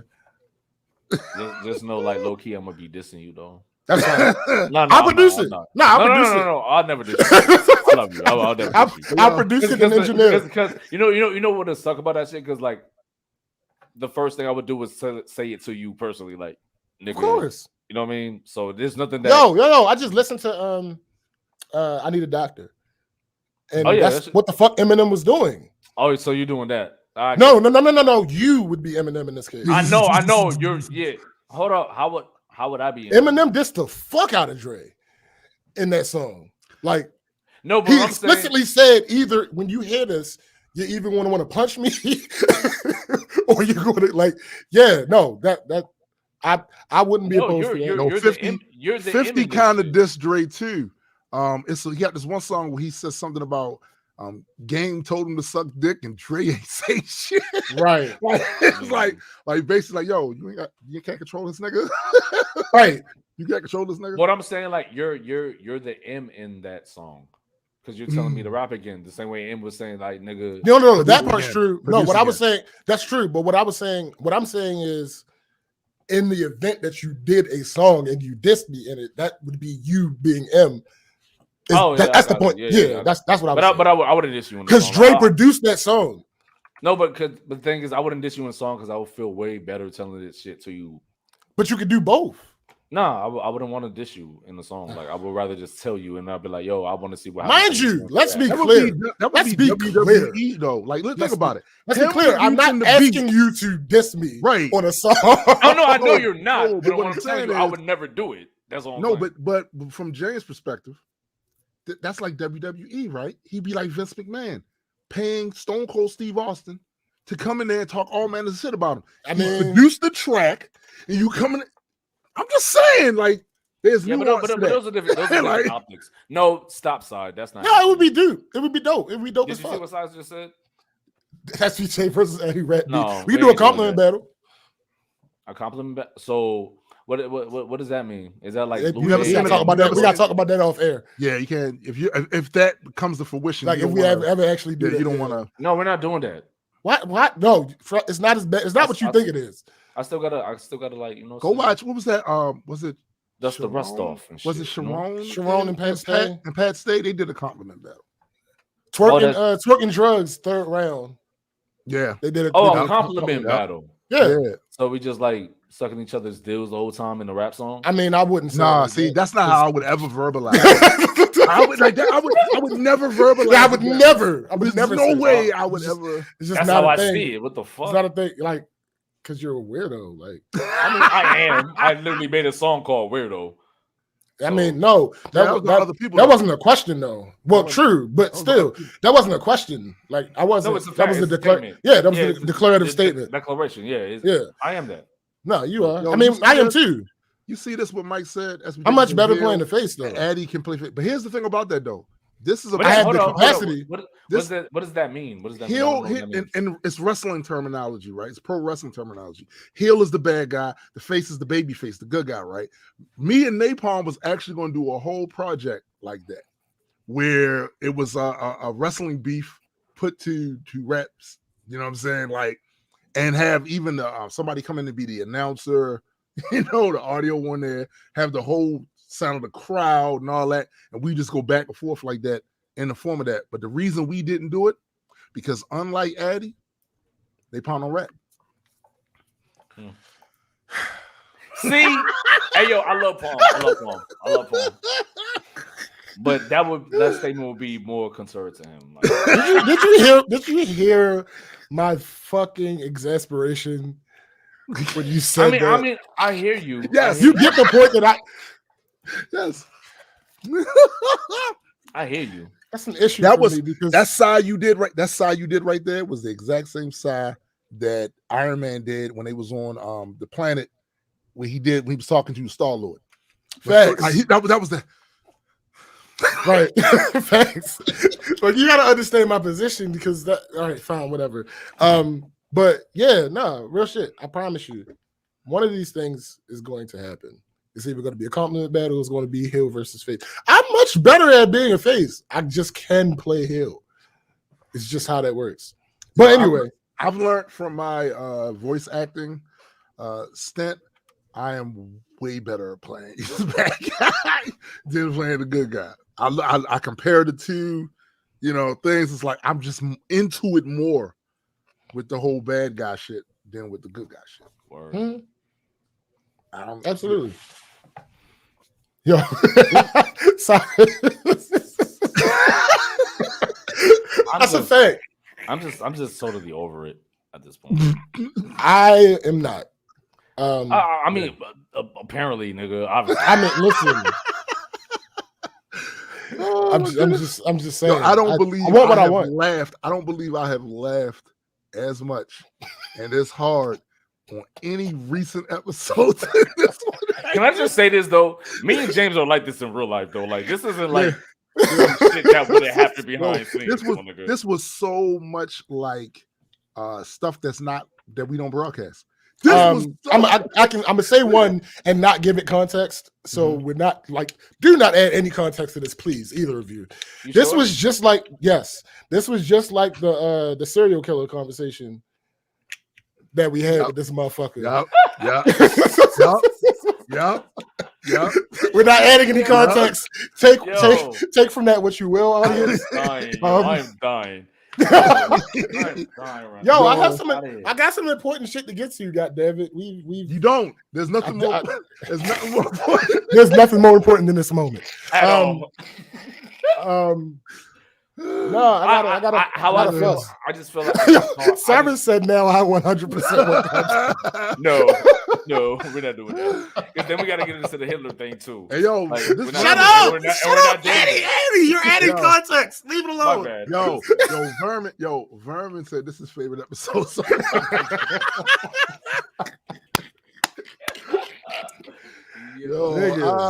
I just like you. So James feel like he's been attacked. Yo, I literally he don't. I do. I know he does. No, he don't. I have scars from it. I literally before we got on the pod, I literally put out a post, and I wasn't even going to talk about this shit because I talked about it on the pod. So it was like, I saw the making a post. I'm showing my brother's love. Mm-hmm. I feel attacked. I want to be clear. I still hold on. To be clear, I still love you. That don't make no. Mother, I know that. Okay, because I was about to be real obstinate. Like, what more than you previously was? That's crazy. You want to hear it? No, I do. Now I want to. My mother's not a rapper. Yo, I love my mother. I'm about to inbox your mom right now. For her to come on this show. Let him. I'm about to drop a hot eight. Drop a hot eight, ma. Because she gonna have bars for your little snotty nose ass. Listen. She gonna talk about that time. She gonna talk about that time you got that backhand. Hey, for being crazy. She would never. Because here's the reason. Because she don't want to talk about it. She don't want it brought up. I might write them bars for her. Hey, listen, you can be a ghostwriter. Yeah, so you're talking about ghostwriting. Thanks. I'm with it. I'm with it. Spit that. I'm with it. You missed everything. So you know how great it is not to have the opportunity for SPJ anyway. It's great that his mom doesn't rap because his mom come from that generation where we was rapping. You know what I'm saying? Like it was girl. Like actually, no. The whole time, if my mother rapped, I would have been rapping earlier. Yeah, you would have. Yeah, you would have. That's a fact. That's a fact. That is you would have gravitated towards that shit immediately. Oh, absolutely. That's a fact. Absolutely. But me and your mom don't have that big of an age gap. And so that's that same when it was popular and a lot of people wasn't trying to get into it. Mm-hmm. Yeah. Yeah, I think y'all like 1 year apart or something like that. Yeah. Yo, man, can you, man, how you know she didn't? How you know? I don't. No, the only reason that I use as my anecdotal evidence is her feelings about toward. She's largely ambivalent. It's not that she doesn't like. Yeah, she's like ambivalent. That's different. Yeah. That's different. But Jonathan, I was pretty ambivalent about that shit for 3 years. I can hold you. I said 3 years. 3 years. Like, nigga, she's been that way for 33 years. Oh, yeah. That's true. All right. I want to talk about a couple of things. Hey, Jonathan, what you missed was everything. You missed us going back and forth over the whole idea that Addie don't rap. All right, I want to express some real. Just been cleared. I want to express some real anger now. Oh shit! Some actual anger. Word. Don't get me started. Like I've said, clearly you're a blank hole of anger. You stupid. Yo, I love that show. Me too. I absolutely. I did not think. I didn't either. You couldn't have told me, but you couldn't have told me either. I'm watching it and I'm like, what show? Hawkeye. Oh, okay. Yeah. You couldn't have told me. There's no way I would have believed you. I love the way they set and everything. I've been hearing good shit about that shit. Like, you need to watch it, my guy. Yeah. I think there's a segment of people who, because they got so accustomed to the huge spectacle, that it's hard for them to appreciate the street level goodness that we're getting right now. Yo, it's everything I could have wanted it to be. Yeah, it's fun. Legitimately, I'm pleased. Humor, action, Easter eggs, all solid throwbacks to the comics right side. Absolutely. So real anger, work. Now again, it's funny because like the things that I say on here from time to time come back to bite me in the ass in a karmic way. Wait, hold up. Can we do this shit correctly? Zoom, ask the question. What question is that? I mean, yeah, that's true. You're right about that. You know what? He does have a point. You're right. You're right. I need to set the segment up the way we always set the segment up. Because continuity is important. Continuity is important. I just want to ask my brothers, what was your week like? Let's start with Addie. No, we're not doing that. I was there before he was. Hey, I mean, again, when he's right, you seem well rested. So these things happen to come back and bite me like as karmically. Not like I've gotten in trouble or anything, like, but it's just like I'll say something on here, and then something will happen in real life to like contradict it, and it's like, God damn it. So again, I absolutely like my job. Like in general, shit doesn't go wrong in general. Right. It's just that when it does, mainly because I'm insurance, effectively. If everything is going well, I barely have anything to do. But the moment that something goes wrong, it has the potential to be astronomical. Yeah. So this motherfucker. So we have, what is it? I can't remember the correct term. If Mike is still on him, he might be able to correct me. It is cyber insurance. It might not be cyber insurance, but anyway, basically we have a contract. Cyber insurance. Yeah, we have. Well, I'll explain what it is because I might be saying it wrong. Okay. It's basically we have a contract with this IT company that they back our shit depending on we have it's just like car insurance. We have a specific set of guidelines that we're supposed to follow, right? And as long as we follow those things, we are insured against a certain amount of dollars worth of cyber attacks, right, and shit like that. So because of that, I'm still here. One of the things that we have to do on those guidelines is we have to go through every step possible to make sure that our computers are secure. Right. So in the downtown office, we are on a domain that has a firewall. So that's fine. On the jobs, we are not on a domain at all. There are several, and this is tech speak, but the jobs are each their own individual mini work groups. They're not domains. So in order to make them secure, we have physical firewalls that we take out. And there's a whole lot that I can't go into as to why this process has taken as long as it has. Right. But this started pre-pandemic and it's still not complete. Every place with a computer does not have its firewall yet.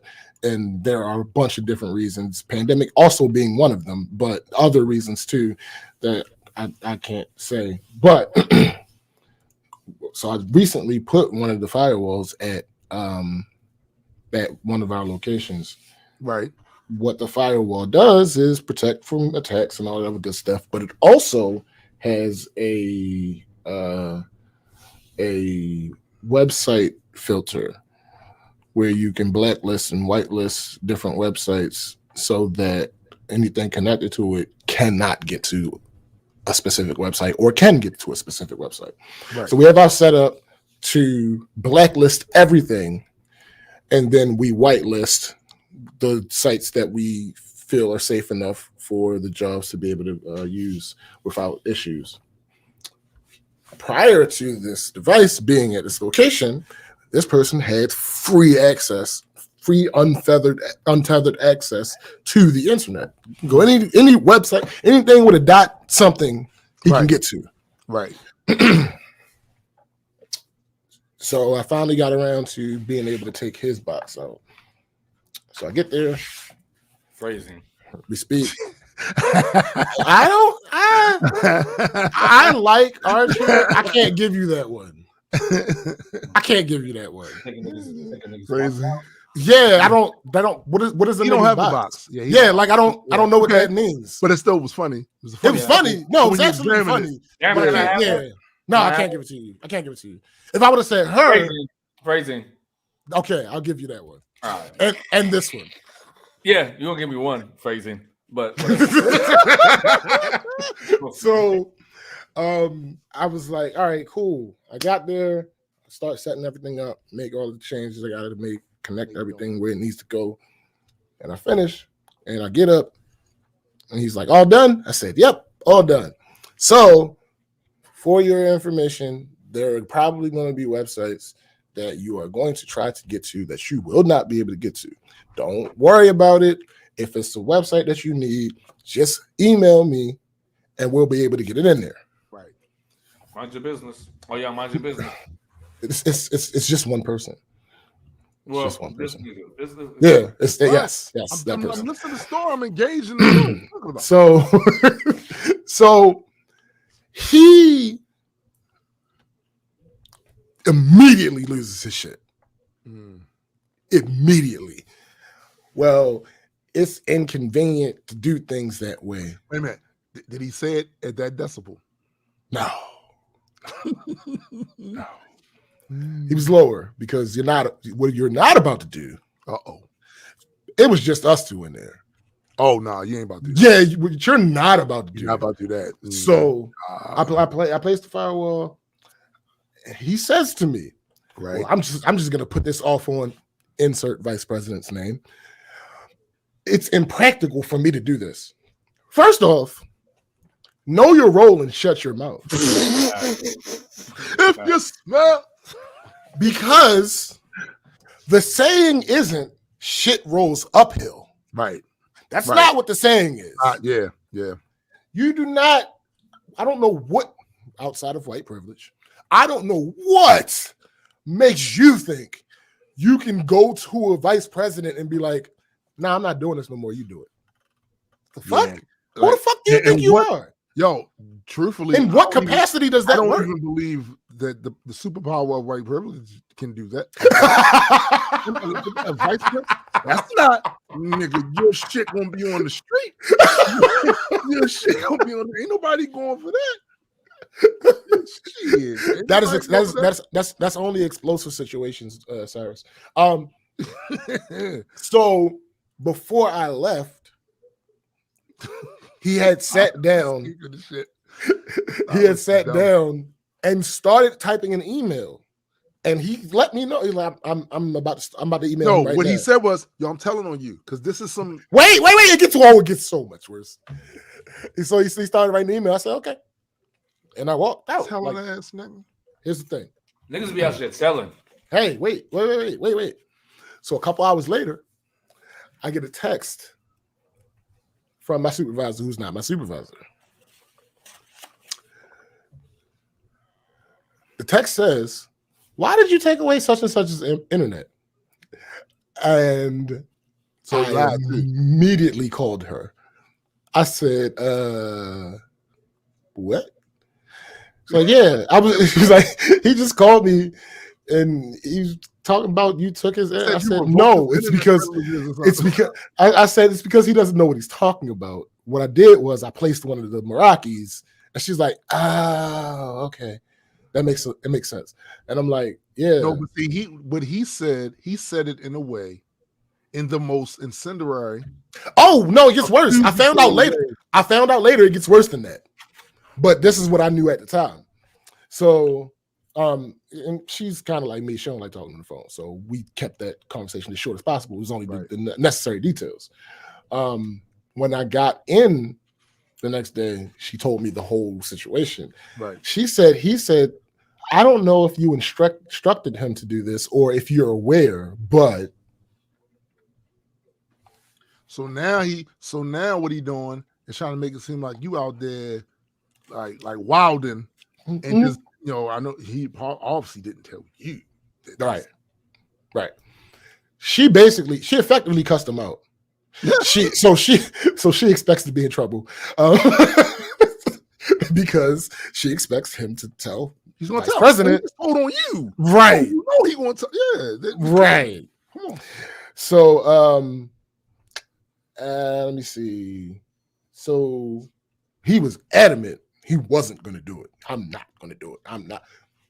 Wednesday. This happened Monday. I placed it Monday. Wednesday, I got this phone call. "Hey James, it's such and such. How are you? If I send you a list, could you approve these sites for me?" Oh, so we done found religion now. Okay. So what happens is, this is what happens. A lot of my coworkers in the field have the dynamics of the company fucked up. And I don't blame them completely, but they still wrong. I don't know if it's because they see the one guy who's the vice president all the time. I don't know if it's the definition of vice, which is supposed to be one who takes. There's a couple of definitions of vice. No, not those vices. But the one that we use for vice president is supposed to be one who takes place of. And I think if they even know the definition, maybe they're thinking one means the number one rather the entity. Right. I don't know if it's because we use the term vice presidents instead of a chief officer structure. Yes, that's probably what it is. But for my entire tenure, they have had this ultimate fear of this vice president. And they think he has ultimate power, save for the president of the company. Yeah, they think he can snap, and the only person that can snap him is right. No. Yeah. What happens is the field happens to be where the largest amount of our employees are. So yeah, that's the case. But that vice president is the vice president that's in charge of the field. There's a vice president that is in charge of marketing. There's a vice president that is in charge of legal. There's a vice president that is in charge of IT. There's a vice president that's in charge of finances. Like they have their own lanes that they are in charge of, and you can't just overstep someone else's boundary because that's their lane. Right. So a lot of times when somebody wants something done, I'll call him Ron. They'll be like, well, Ron said, regardless of whether he actually said it or not. But what happens is because everybody out this motherfucker is terrified of him. And here's the thing. When I was in the field, I had the same thought that he was. It was 1, 2, and that's it. Mm-hmm. But I never had that fear of him. Right. Because I was always doing what the fuck I was supposed to do. Yeah. Now, I'm not saying that all of them that fear him don't do what they're supposed to do. Mm-hmm. But it's just how I look at things. Right. This is my job. This is what I'm assigned to do. If I'm doing this, you ain't got shit bad to say about me. Hey, yo, it's like shouts to Futurama. What they said was when you do things right, people will think you're doing nothing at all. And that's a part of it. Yeah, that's a part of it. Yeah. It's similar to the whole thing is as long as things are going right, people aren't going to say anything. Exactly. Yeah. It's that type of thing. Also, one of the lessons in here that needs to be learned, especially specifically from Dude, but this is a lesson that everybody could kind of benefit from is, stop being out in these streets talking about what you're not going to do. Listen. Because my grandfather used to say, hard times make a monkey eat cayenne pepper. That's a fact. Stop saying what you not going to do. And monkeys, you going to do what you got to do. Monkeys usually not going to eat something that's hot. Right. You know regardless of whatever survival means for you in that moment is what you're going to do. That's right. If it means you're going to lose your job if you don't do such and such, guess what? No. Unless you're in the position and willing and ready to lose your job, yeah, that's different. Then you gonna do that shit. You ready? Because I'm on some shit like how you feel, James. Like, because I remember you said that shit a few pods ago. Like, you don't like to work. Me neither. Oh no, I don't like to work. No, but I actually do like my job. But I like my job. You know what I'm saying? Like, because Sue thinks to be true. But at the end of the day, it's still just like I get up when I don't want to and do what I have to do because, like, yo, nigga, like I remember things I'm supposed to do or the things I'm supposed to do. Yeah, I got bills. You that you would probably enjoy it more if you stood to benefit the most from it. Oh, absolutely. Or if I could pick when I could go there and do what I need to do. You know what I mean? Like, that's that's a given. But I think a lot of that is because, like, especially when I was coming up, I didn't pursue a end of all labor. Some labor is good. It's the labor that pushes forward my agenda, the stuff I want. So even if I had $50 million in the bank, I still would be working, just not for somebody else. Exactly. I still would be producing shows. We still would be doing the things we doing. Absolutely. You know what I'm saying? That's what I mean. Be like, that's why I like my job because it literally pushed me forward to doing things that I want to do. Like, that's how I got my own spot. I got out of my sister's crib. You know what I mean? No, it's the same thing that we was talking about earlier. Like the whole with content creating, like you start with what you have. Yes. Yeah. Yeah. As you get in a better position, you can switch out some of those things. But you start with what you have. Whatever the job is, that's what I got to do. Yeah. Once I get in a better position, whatever that means, then I can switch out those aspects. Yeah. Right. It's the same thing. So the funniest thing about this is I went into this with all sincerity. I went into this wanting him and wanting to not inconvenience him in any way, shape, or form. Right. That was my intention. Right. But when you come back with when you come back, Muslim, my nigga. I'm having just so because Sai did ask what I'm eating. Sausage, bacon, and eggs. Okay. Only thing missing is grit. Which you're still eating. I mean, sure. You've been eating now. That's the whole story. For a while, for a while. You've been eating for like 22 minutes. But look at his face. You stupid. But so I went in this with all positive intentions. But when all that shit expired, and the funny thing is, before I left, he was saying something like, "Yeah, I'm not gonna go on my phone and search this, that, blah, blah, blah." Saying what you not want to do out here. The funniest thing about this, so he sends me the list. I get the list. I start to go putting the sites in. Wow. My boss comes out, sees the list, and she's like, "Hold on. We're not doing that one. We're not doing that one." And you know what? I'm gonna email his bosses and ask them about this. I'm gonna ask them to call me about this. Next day, they still hadn't called her. So I'm like, I asked them, like, did either one of them talk to you? She like, nope, don't do anything. I said, okay. And she said out of her mouth, I did not put this to her. I did not put this idea in her head. She said, well, if he has a company phone, maybe he's just going to have to go look at it. I said, oh my God. So wait, didn't he just say, I am not going on my phone? Yes, he did. Stop saying what you're not going to do out here. Because best believe you might have to do that shit, and you're going to have to swallow those words, my G. And again, all this is because of the contract, the insurance that we have. We have to have these things secured. We have to. It is not an option just because. So downtown. All right, Patriot, have a good one, man. Who gets free?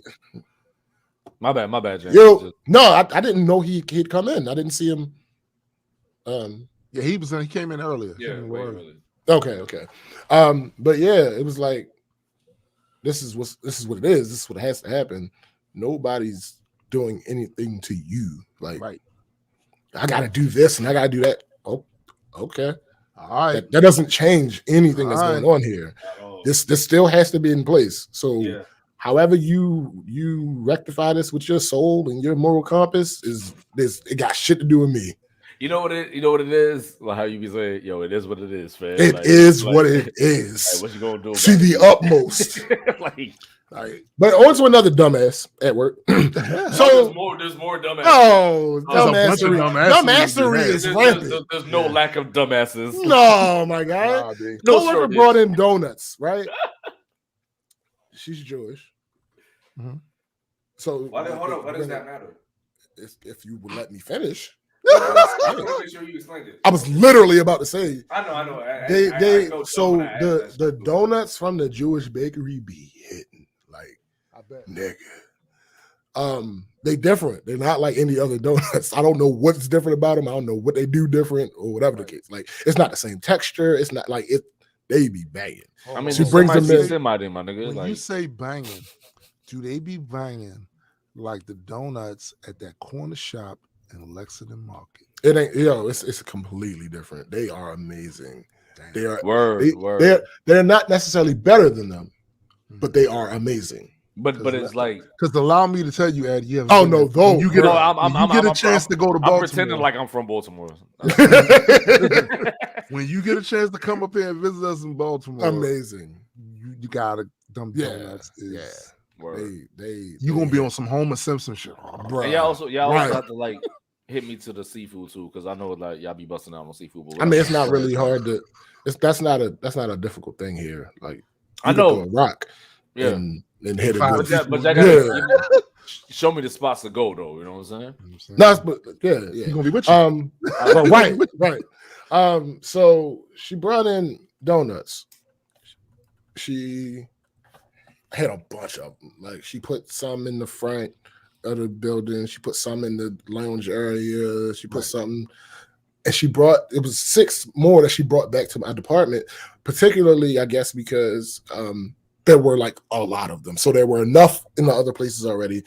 And she had this last set of half dozen. So she brought them back to us. It's 4 of us back there.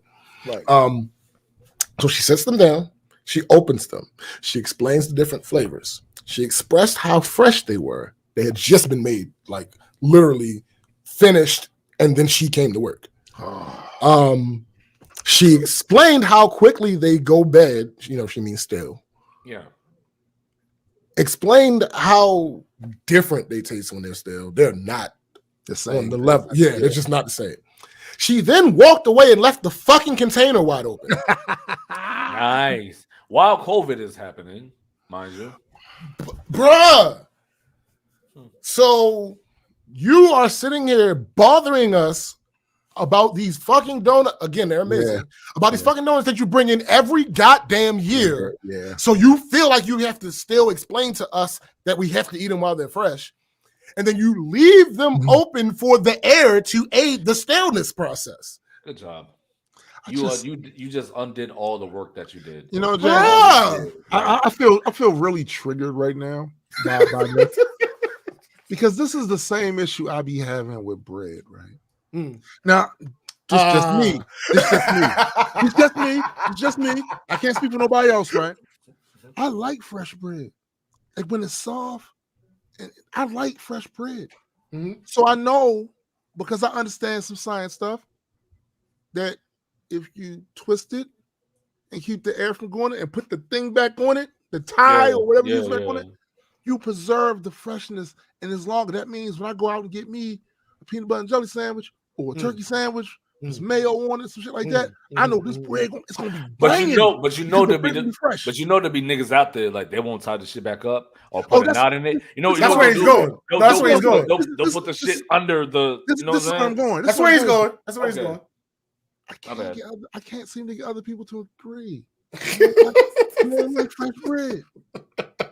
You don't like fresh bread. We're soft. Even the ends of it is soft. And that shit, and it's springy. And and then it complement whatever you got going on in the middle. That's what I'm saying. Peanut butter jelly or turkey or something like that. I can't. What's going on? Hey, yo, you know what goofy niggas do? Because I've been accustomed to doing that shit. Like, you've been a goofy nigga. Doing it. You've been doing it. Like when it's still like throw that bitch in the microwave for like 10 seconds so it gets softer. It's not the same. It works, but it's not the same. It's not the same at all. Yeah. Once it cools, the crust get soup. Yo, you stupid. I mean, it's a fix. It's a hack, but I hate Vermin says they twist the bag and tuck it. No, that's what I'm talking about. I hate niggas do that. No, don't be that guy. Doesn't get in it. No. Don't be that guy. The perishables. Just make a bags. If you lose the twist, it's easy. I get it. It's easy to lose the twist. You put it down, do something else. It's gone. Then tie it in a knot. Yeah, tie it. Right. Tie it in a knot. Like I can understand, like, yo, if you have a lot of like, if that shit's still like brand new and is open, it might take like it's harder to tie the knot. But it's still, my nigga. But still do it because you lost the fucking tie. Yeah, like you make that. Listen, I like fresh bread.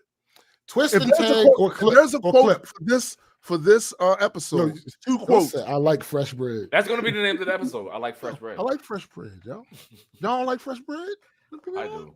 You stupid. Yes, toast is a thing. Yeah, you also can toast it. That's true. Fresh toast is a thing. But not if you don't. I love fresh toast. If you ain't got to though.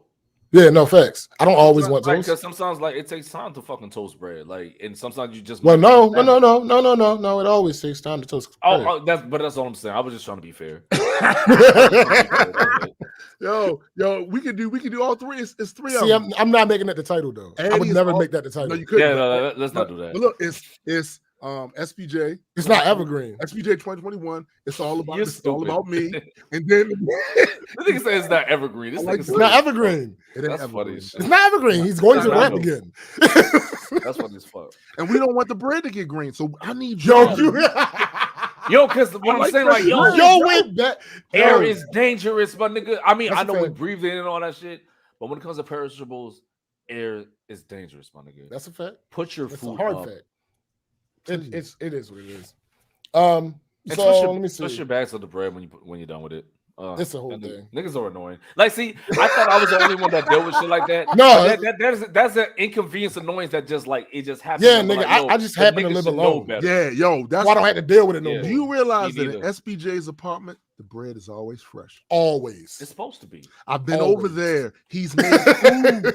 That shit come out. I'd be like, man, this nigga be kind as bread. You can tell. Yeah. You can tell. It's like, I'm like, he don't even have a bread cover. Yo, this shit. No, you know how people have a bread cover. The crust ain't even hard. It's like, yo, this nigga be facts. Yeah. He ties the shit back up. He keeps that's not, into it. I didn't notice. I'm not a burger. savage. I noticed the burger later. I noticed the quality of the burger later. Yeah. It was the bread.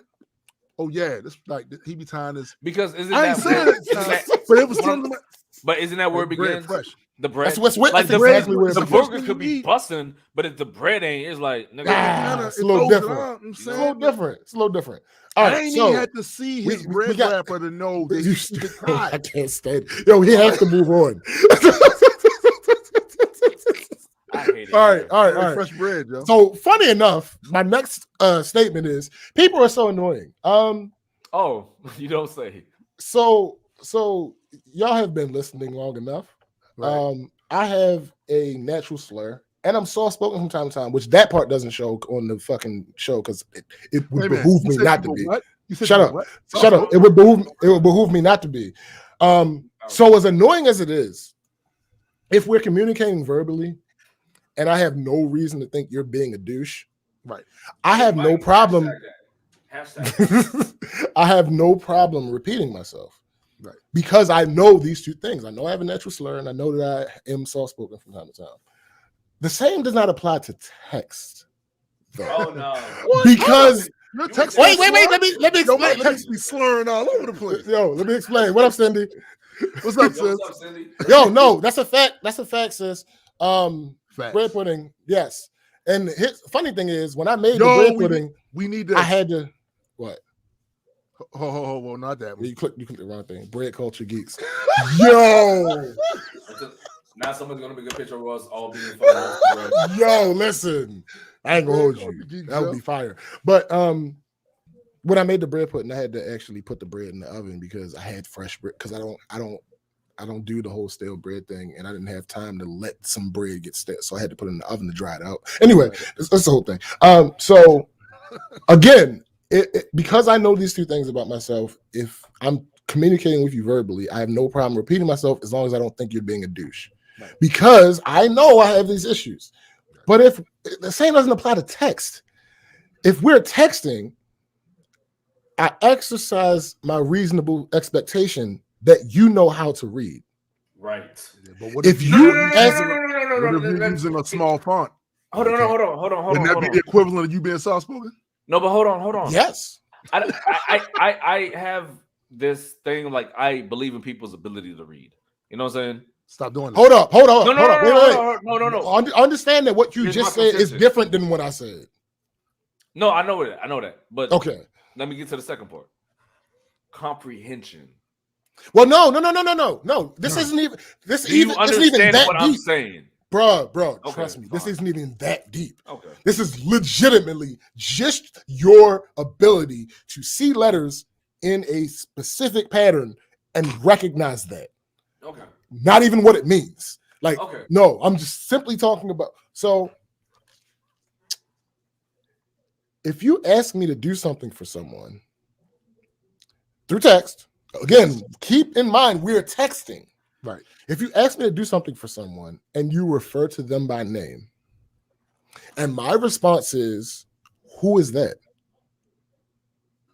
Mm-hmm. It is the highest form of not being helpful for you to respond repeat their name again, right? By sending their name again. Again, like why the fuck would you do that? How the fuck is that helpful? So that's what I was saying about comprehension. You didn't. But that's not a comprehension thing. No, that's like, a comprehension thing. It's not. You literally told them literally the same thing.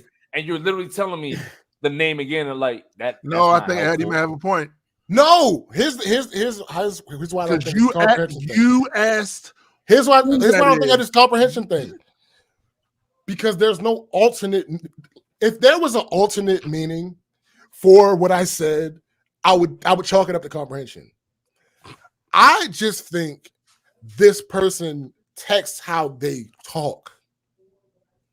And that's how a lot of people do.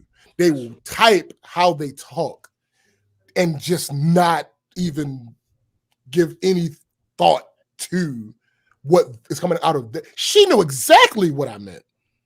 It wasn't. Yes, because she followed it up. Yes. Same fucking. No. She followed it up. She followed it up by actually answering my question. I didn't say anything else to her. Okay. She sent me back the name again. All right, and then you know me. I was. But ignore the whole like you don't know who that fucking person is. So why say the name? Calm down. Listen. No, shit like that pisses me off. I know. I get it. Pissed me off too. It pissed me off too. I get it. Well, people might not know I'm a very irritable person. Yes. No. Clearly. And a very irritating person. That's just true as well. Two things to be true. Yeah. So y'all know me. There was not anything in this world that was going to get me to respond to that message. That I was not going. I would never have. To this day, she would not have had another text message from me. But you wasn't supposed to respond back to that. That's my point. she followed up after that after a couple minutes by explaining who he was. She knew what I was saying. Yeah, in other words, she knew you would have never talked. She might have, yo. She knew because again, what the fuck? Are we in the Twilight Zone? Like, what is going on? Why do you feel like this was you don't say Addy? Yeah, right. I'm mad irritable. Why would you expect? Why would you? There's no way you think that this was a proper response to what I sent you. Right. You clearly are just typing how you talk, and I get that because if we're having a verbal conversation, that makes more sense. Oh, yo, you see such and such, Cindy. Who's Cindy? Cindy. That makes sense. I think I kind of text the way I talk. Kind of. I think everybody does it sometimes, or a version of it. A version of it. Yeah. But context matters. That's true. Context I literally just asked you who this person was. Yeah. If we're verbal, that could work because I have your facial expression, I have your intonation, I have all this other things outside of just the words. Yeah, because the person can like point somewhere and be like, yo, like da da da, and you be like, oh yeah. Yeah, the Walmart. No, that's like defining a word with the word. Right. Exactly. That's exactly what that is. Those are his bars. Like, bro, what are we doing? Like, why is this a thing? All right, so this thing, this other thing that just came back to bite me in the ass. Delivery people. Now, 2 weeks ago, I expressed the issue about having issues with delivery people. You did. Hypothetically. Ooh. Because it hadn't happened in a while. But it happened last week. I mean, the week before last. And then it happened again this past week. Right. This motherfucker left my groceries outside. So... Could you hit him up and tell him thanks? Because I needed that shit. Shut up. This motherfucker left my groceries outside. Here's the issue I have, and this is going to lead to crowd participation. I need y'all opinions and ideas on a couple things.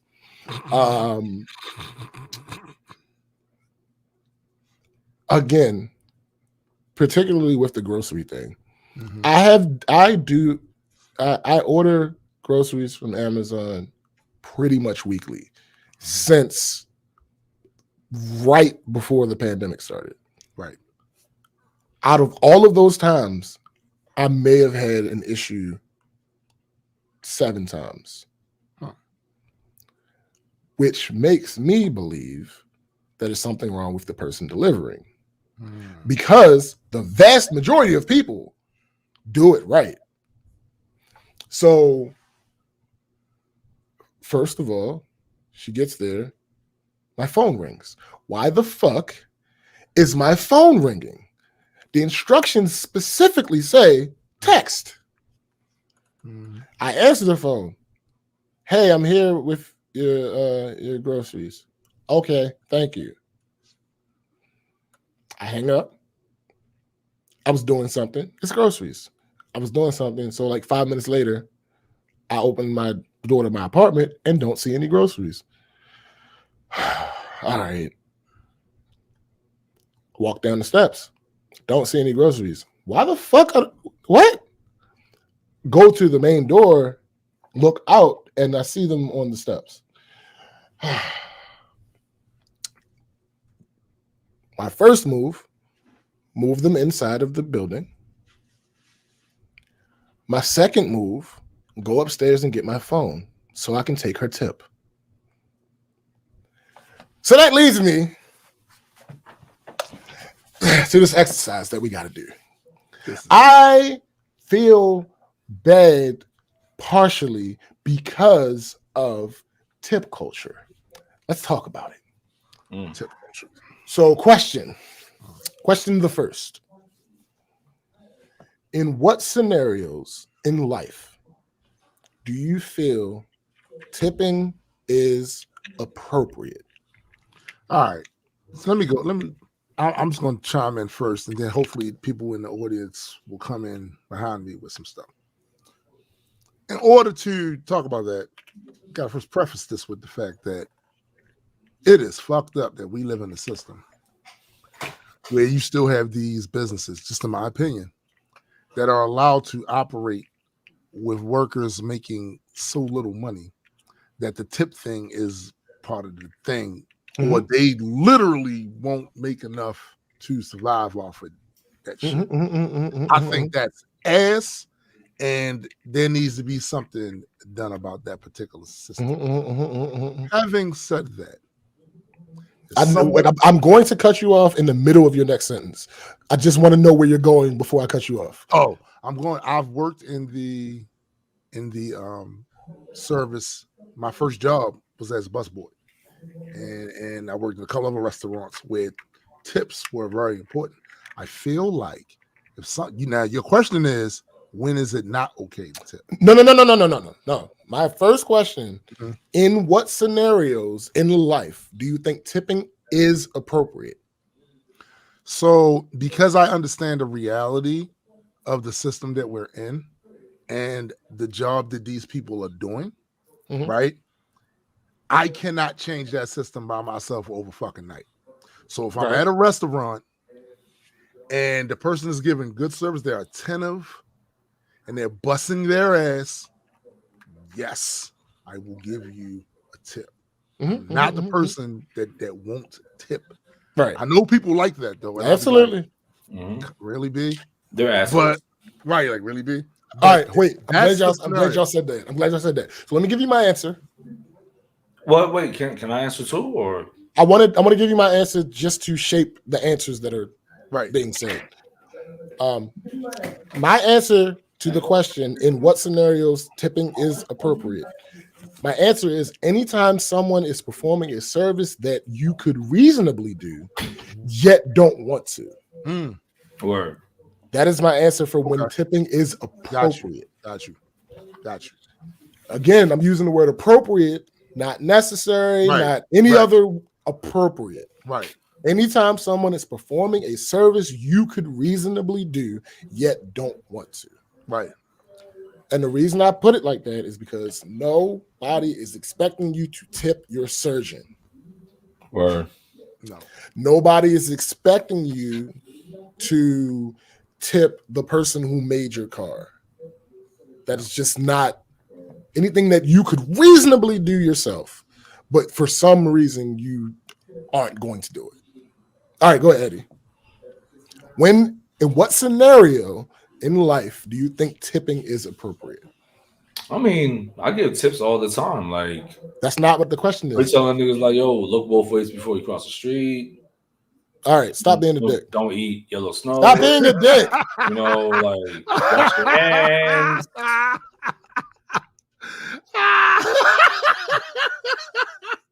So, I catch you out. Come on, yo. Oh no, like I tip all the time. Even if I have bad service and shit at a restaurant, I would still tip. But there's a difference between the percentage of tippers of. That's not what I'm asking you a specific question, bro. Don't extrapolate. Ask your question. I have more questions. I mean, if I'm at a restaurant, I feel like all times because like I know like servers mostly. No. Do not. Don't extrapolate. I'm not extrapolating. Okay, well, that's my answer. So if you're at a restaurant, it's the answer. I always sip. Appropriate. Like, so that is the only scenario where tipping is appropriate for you? I don't think I've been in other scenarios where tipping was like delivery people. I'm never there when they're delivering my shit. Maybe. You know what I'm saying? Even food? People to come to fix no, well then because to me they're servers too. So yeah, I do tip okay. Like DoorDash and shit like that. I do that too. You know what I mean? So I see them like in the same paradigm as if I'm going out to eat. So I also. All right. What about you got a flat, and I'm not talking about just low air. I'm talking about like you got flat, and you get shit changed. And then like AAA and shit.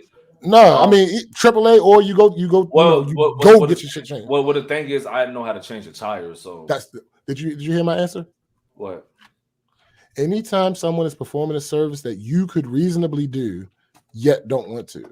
But I've never been through that, so I can't speak on that. No, I never. Okay, like, so you don't do that. So you don't do that because I never been through it. But if I needed like somebody to change my flat and I didn't know how to do it, I probably would tip them like, "Yo, good looks," you know, like you pulled up. Word. You know okay, so basically your answer is similar to mine. Yeah. Okay. Because because I mean I understand it's your job, but it's like, yo, like it's a labor job. You know what I'm saying? At the end of the day, like you're servicing people. So and even though you're still getting your check at the end of the week, like plus I know like it's nice to know people like to know like their like what they did mattered. You know what I mean? Yeah, it's a form of appreciation. Exactly. That's what I mean. Yeah, appreciate. Absolutely. People like I'm to with be you. appreciated. You know? I'm with you. All right. Second question. Should tipping be currently we're not talking about changing any systems that currently exist. Currently in the world. Hold up for a second. Okay. I had to put my headphones back on. That second question again. All right. So I'm talking about in the world as it exists. I hate it here. Sure. Absolutely. But without change, not no ideal situation. No, the world we have. Mm-hmm. Should tipping be mandatory? I don't think it should be mandatory because like everybody's different. Like if people don't want to tip, they shouldn't have to. You know, it shouldn't be something that's compulsory. You know what I mean? Okay. But I feel like if you're a decent person, you will tip people that are serving you. You know what I'm saying? Like okay, that's what you said.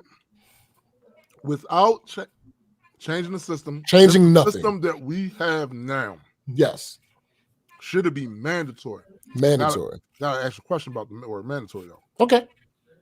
Is that regardless of type of service, of quality? Mandatory. Service? Blanket mandatory. No. So okay. Yeah. So all right. So my answer is no as well. Like cashiers also and shit like that. Like just every no. It's directly related to the question I asked before. Okay. Only in the scenarios where tipping is appropriate. Okay. Should it be mandatory? All right. So next question. What are your personal tipping guidelines? I'll give you mine first. You start with a baseline. There's a certain amount that I go into any situation that I deem appropriate to tip in my head that I go in with that I'm going to give this person. I have that in my head already. Mm-hmm. Exceptional service gets you more. That's facts. Poor service gets you less. If you do enough exceptional things, it could go up quite a bit. Mm-hmm. If you do enough poor things, it could go down to zero. That's me. Mm-hmm. All right, what about y'all? Everybody get the same percentage from me. What we doing? Okay, we get the same percentage. I used to have a tip calculator, but I don't even use that shit no more. But since on your phone, you still have it on your phone. Yeah, but I don't. Oh yeah, it still exists. Yeah. I'm just saying I just don't use it. But my whole thing, like when I tip, I always tip like a dub, like all the time, like. Then so you have no use for the calculator anymore at all. Like I used to use it, but I was like, I don't. Okay. It's just too much time. Like when I'm ready to go, I'm ready to go. But I at least always tip a dub. No matter where I'm at, whether the service is bad or good, whatever, I just tip a dub, just to get the fuck up out of there and I looked out for somebody. You know what I mean? Maybe it's more of a thing that makes me feel good thing. Sure. Not really like I'm being altruistic or anything. Right. But it's like altruism is overrated. Yeah, it is. And also, that's why altruism is still about. It's still effectively. It is a give and take. Yeah, You give somebody something and you feel better about it. Yeah. You got something out of it. Yeah. All right. Next question: is there anything you don't like about tipping culture currently? Yes. I'll answer first. Basing a tip off of a percentage seems weird to me. Seems extremely weird to me. And here's the scenario. I am known, like I've done this a bunch of times in my life, to where, first of all, I want to present a newsflash. I don't know if you guys know. I like food. You lie. That's not what you said the other day. Well, listen, I'm sorry. I like food. No shit. So I would literally go somewhere and just grab some fries, right? Mm-hmm. In that scenario, I've now gone into a place. Now, please don't hear something that I'm not saying. In that scenario, I've gone into a place. Like food, you love. Well, hey, listen. But please don't hear something I'm not saying with what I'm about to say. In a scenario where I've gone to a place for just French fries, that means I've gone in there. I've taken up a similar amount of time to what I would have what somebody else is taking up. I've taken up a similar amount of your energy that somebody else is taking up. But since I only spent $3, you only gonna get, couple cents. That's a crazy bar to me, right? At the same time, if someone happens to be getting something that is like super overpriced, and I don't mean like, when I say overpriced, I'm using the wrong word. But what I mean is like just a high price value. Like you mean like steak or ribs and shit. A high price item on the fucking list. If you get a rib and chicken Chesapeake meal, you paying for the ribs, you paying for the chicken, and you paying for the seafood. Yeah. That's going to be a higher. I shouldn't now be in a position to have to give you $200. I'm exaggerating, but I shouldn't now be in a position to have to give you $200. That depends. If I'm the one serving you, give me. No, nigga, it's just not gonna happen. Let me see. Because the server don't get to choose. Right, the server has nothing to do with that. Yeah, but it's me. No, okay, whatever. And my other thing is. And I'm glad that you two have answered these questions the way that you have so far, because it proves the point that I'm making. Shaming people's tipping policies is weird and unproductive. Yeah. You can acknowledge that the current system is trash. It is. But shaming someone for tipping the way that they tip is not going to help anything. Yeah, because it's not going to change the system. But what if people should still tip? Oh no, I mean you do anything for a laugh. No, don't come on now. You do anything. That's regular B. That's just a rule. That's a cardinal gibbon. So yeah, can I use it in a bar? Like if I'm grabbing it? Absolutely. Okay. Yeah, because you're not talking to that specific person about that. Yeah, no, you can use their name. Right. I don't give a fuck about that. But if somebody's like, as long as they're not being an asshole about it, if they're being an asshole about it, attack them for being an asshole. Clearly. Yeah. But if somebody like, I hate the bar. If you can't afford to tip, you shouldn't be eating out. I've heard that before too. That's a dumbass bar. That doesn't make sense. This is comparable to when people are like, oh, if you have kids, you're not allowed to like go out and have fun and go out. You know what I'm saying? Like go out to clubs and shit. No, but you aren't allowed. If I'm in the movie theater, to bring a kid that's never been to the movie theater before. No. We ain't talking about that. No, I'm saying you ain't that's different. There's different. That'd be like, yo, it's just because you're a single parent, you're not allowed to like. Nah, you can go and have a good time. You know what I mean? Like, but can we get, since we demanded crowd participation with this, I want to read off some of these comments about the tipping thing. So Sarah says, tip culture is the worst. And not just because of its origins in slavery. Vermin says, a lot of people who get tips wouldn't want to lose them. That's true. Fact. That's true. Cyrus again comes in and says, like the US and Canada are some of the only countries that have an actual tip culture. It's fucking obscene that these companies make tons of money, get away with paying people below legal minimum wage because tips are expected. Absolutely. Marissa, she says, I typically tip when someone provides a service or convenience, what SPJ said. Vermin, tipping started in the Prohibition as robbery. Interesting. We got Cyrus again. In an ideal society, tips wouldn't be a thing because people will be paid properly.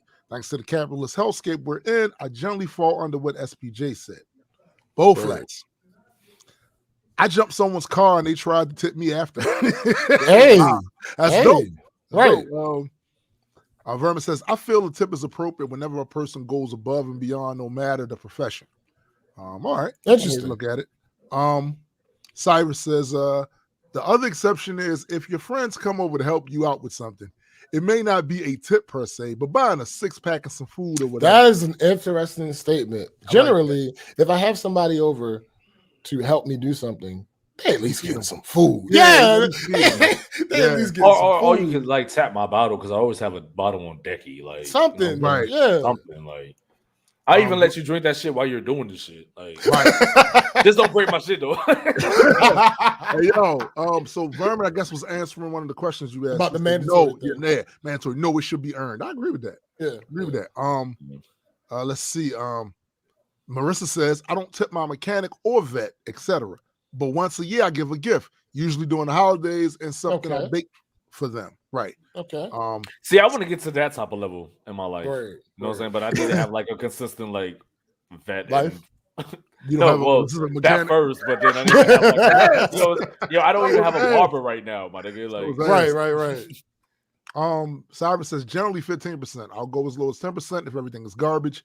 There isn't necessarily an upper limit for me, but I've done 100% tip with some amazing service and experience. Right.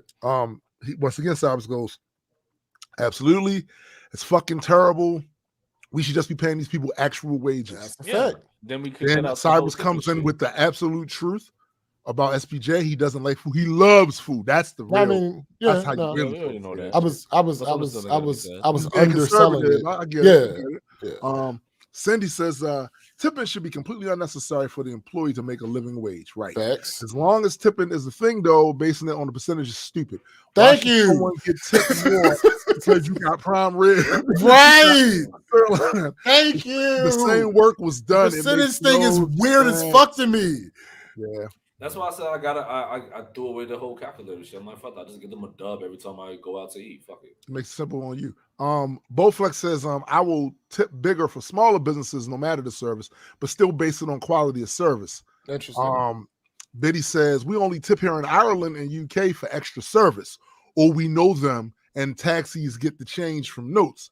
Christmas time, we always tip all services with box biscuits, bottle of alcohol, etc. Yeah, culture matters. Yeah, what's up, Joe? I ain't even see you. Hey, man, what's good, Joe?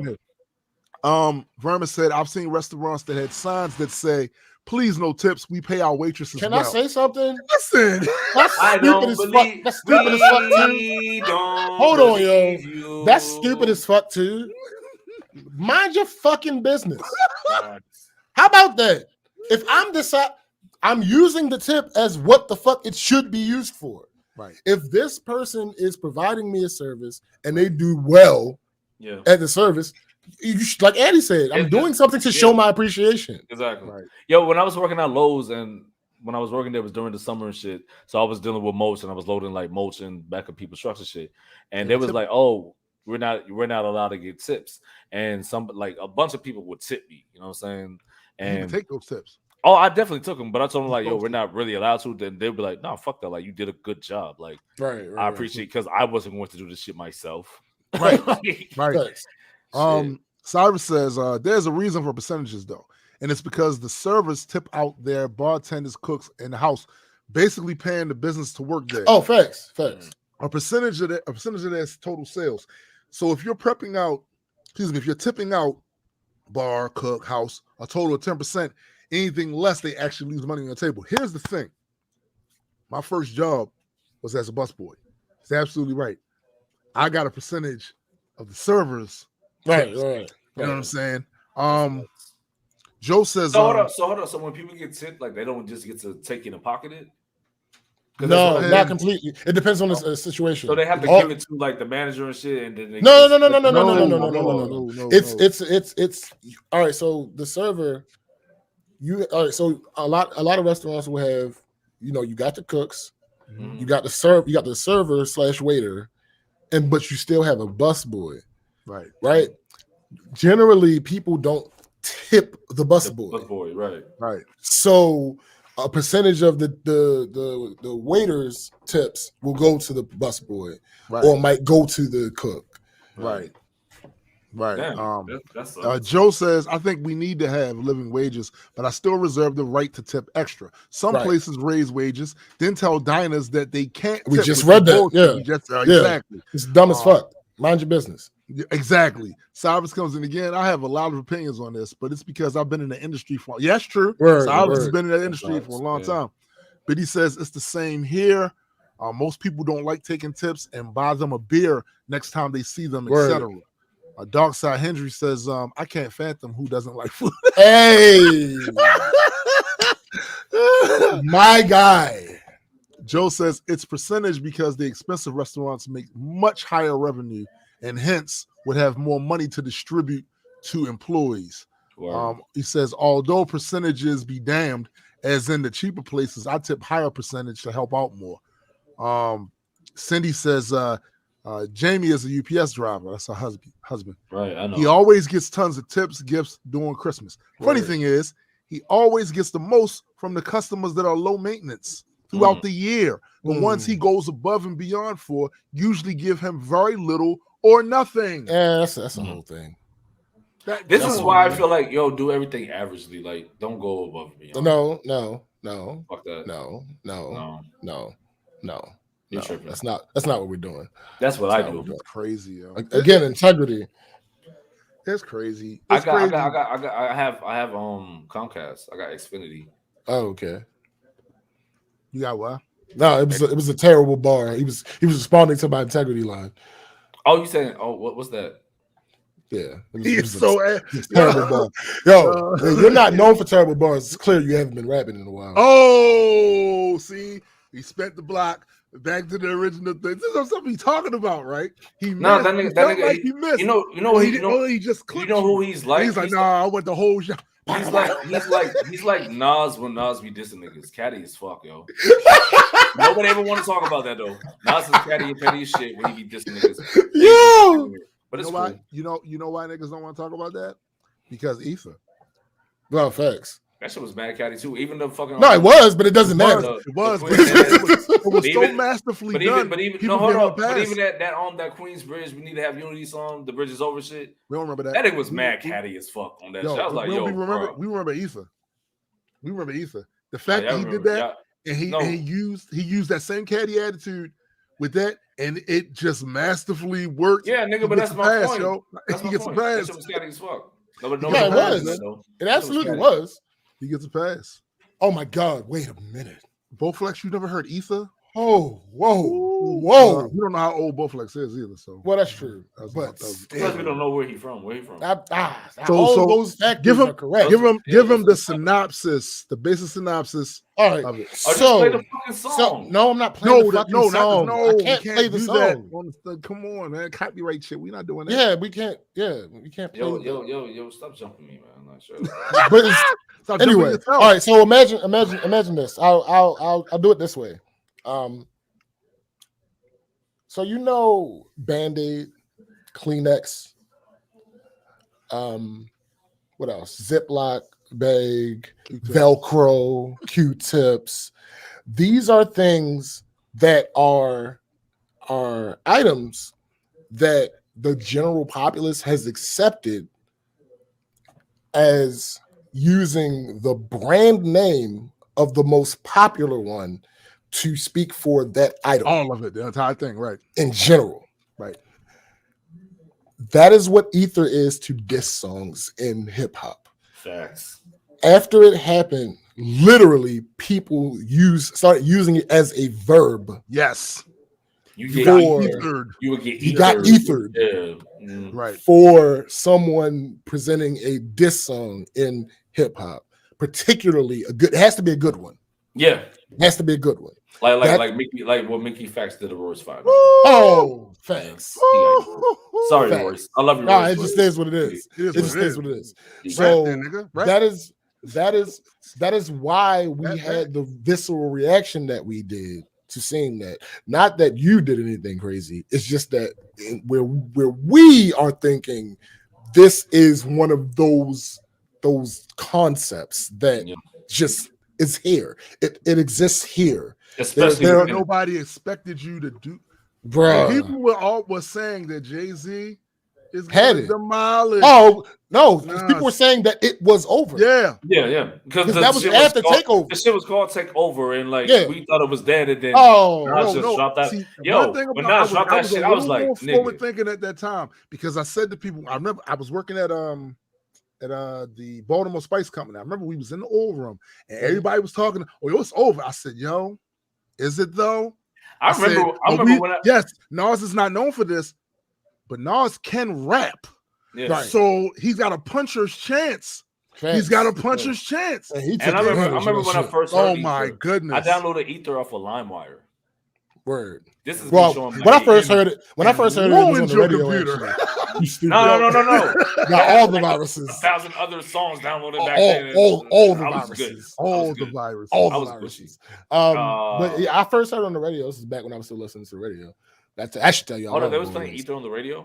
Yeah, it was just the edited version. It was edited though. No, but from the South, so like it wasn't like Jackie and Ether on hot on fucking 99 Jams and shit. Like I don't even know what that is. Radio up there. That's what I'm saying. Like I wasn't doing that. No, facts. Yeah. That was the first time I heard it, and I was like, I heard it on the radio first time too. We was all at the job sitting around, and I saw everybody's faces. Like when it started, I saw people with the whole man, Jay-Z got this. This is over. And then during the course of that song, I saw people's faces. Yo, it didn't even take that long for me. Honestly, listen. This was back when I was like super Jay-Z fan. So wait, hold up. Dark Side Hendry said. Oh, I'm gonna get to that. Let's not rewrite this. No. Wait, Eddie. Wait. We gonna get to that. I'm going to address it appropriately. But again, this is when I was Jay-Z stan for real. Because again, my big cousin, that's outside of like KR. But all right, so my stepfather, my introductions to hip hop. My stepfather was running around listening to KRS-One. So that's first. Like outside of, you hear the music, but outside, like just specifically being in a specific position where like this is what we're listening to. Right. That was KRS-One. Number 2, Reasonable Doubt. So yeah, Jay-Z was again. This is why you shouldn't be talking.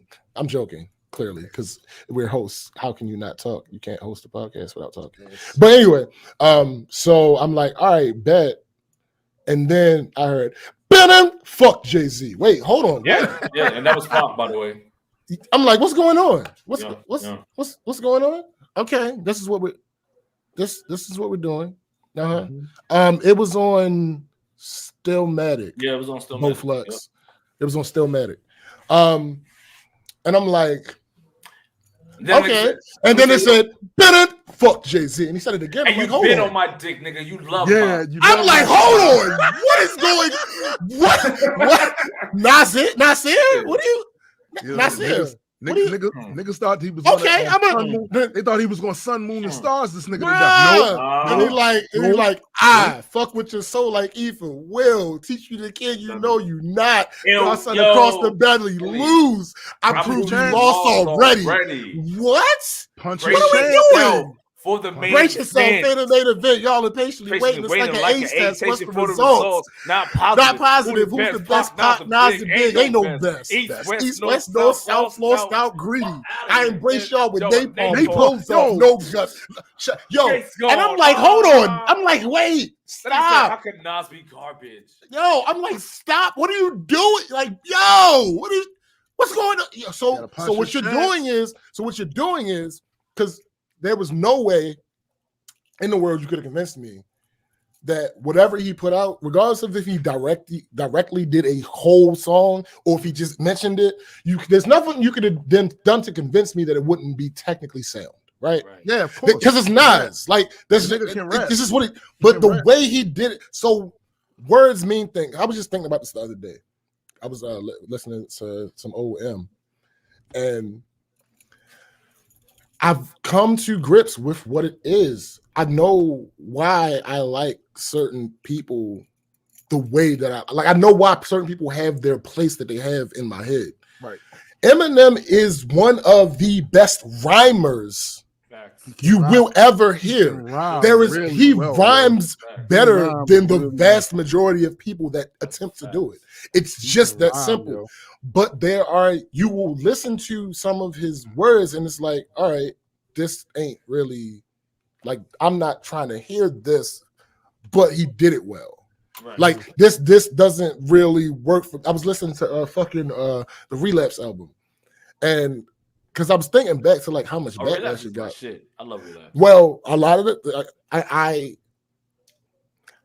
had to remind myself. First listen through, like I had to like take time to like. Well, here's the thing: I had to remind myself that I will automatically put myself into a certain listening mode depending on who I'm listening to. So it's like, all right, cool. Bet this is what we're gonna do.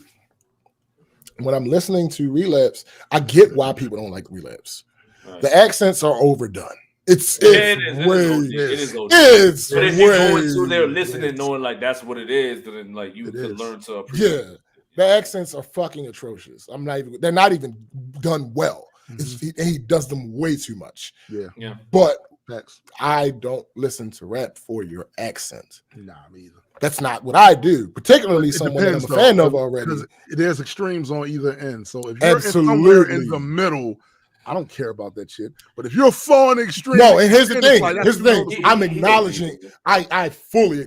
You'll never hear an excuse from me for those fucking accents. They were atrocious. They should not have. And for some of the songs, it made sense. No, that's what I'm saying. That's what I'm saying. For some of the songs, it made sense. It absolutely made sense for some of the songs. Hey, yo, Dark Side, chill. But yo, we gonna get to that. That's why I still on the. Calm down, B. We got it. Because I don't like that tape. Calm down, B. Calm down. Yeah, calm down. I actually agree with that take, but we gonna talk about it. We're gonna talk about it. Wait. I know it's controversial. Eddie, calm down. Eddie, calm down. Eddie. I know it's controversial. I stopped talking for like 30 seconds, nigga. I'm looking at you. No, nigga, I'm looking at your face. No, it's cool. I can tell the facial expressions. I can tell. But all right, so back to the Ether shit. There is no way that I'll put it like this. We can get to this now.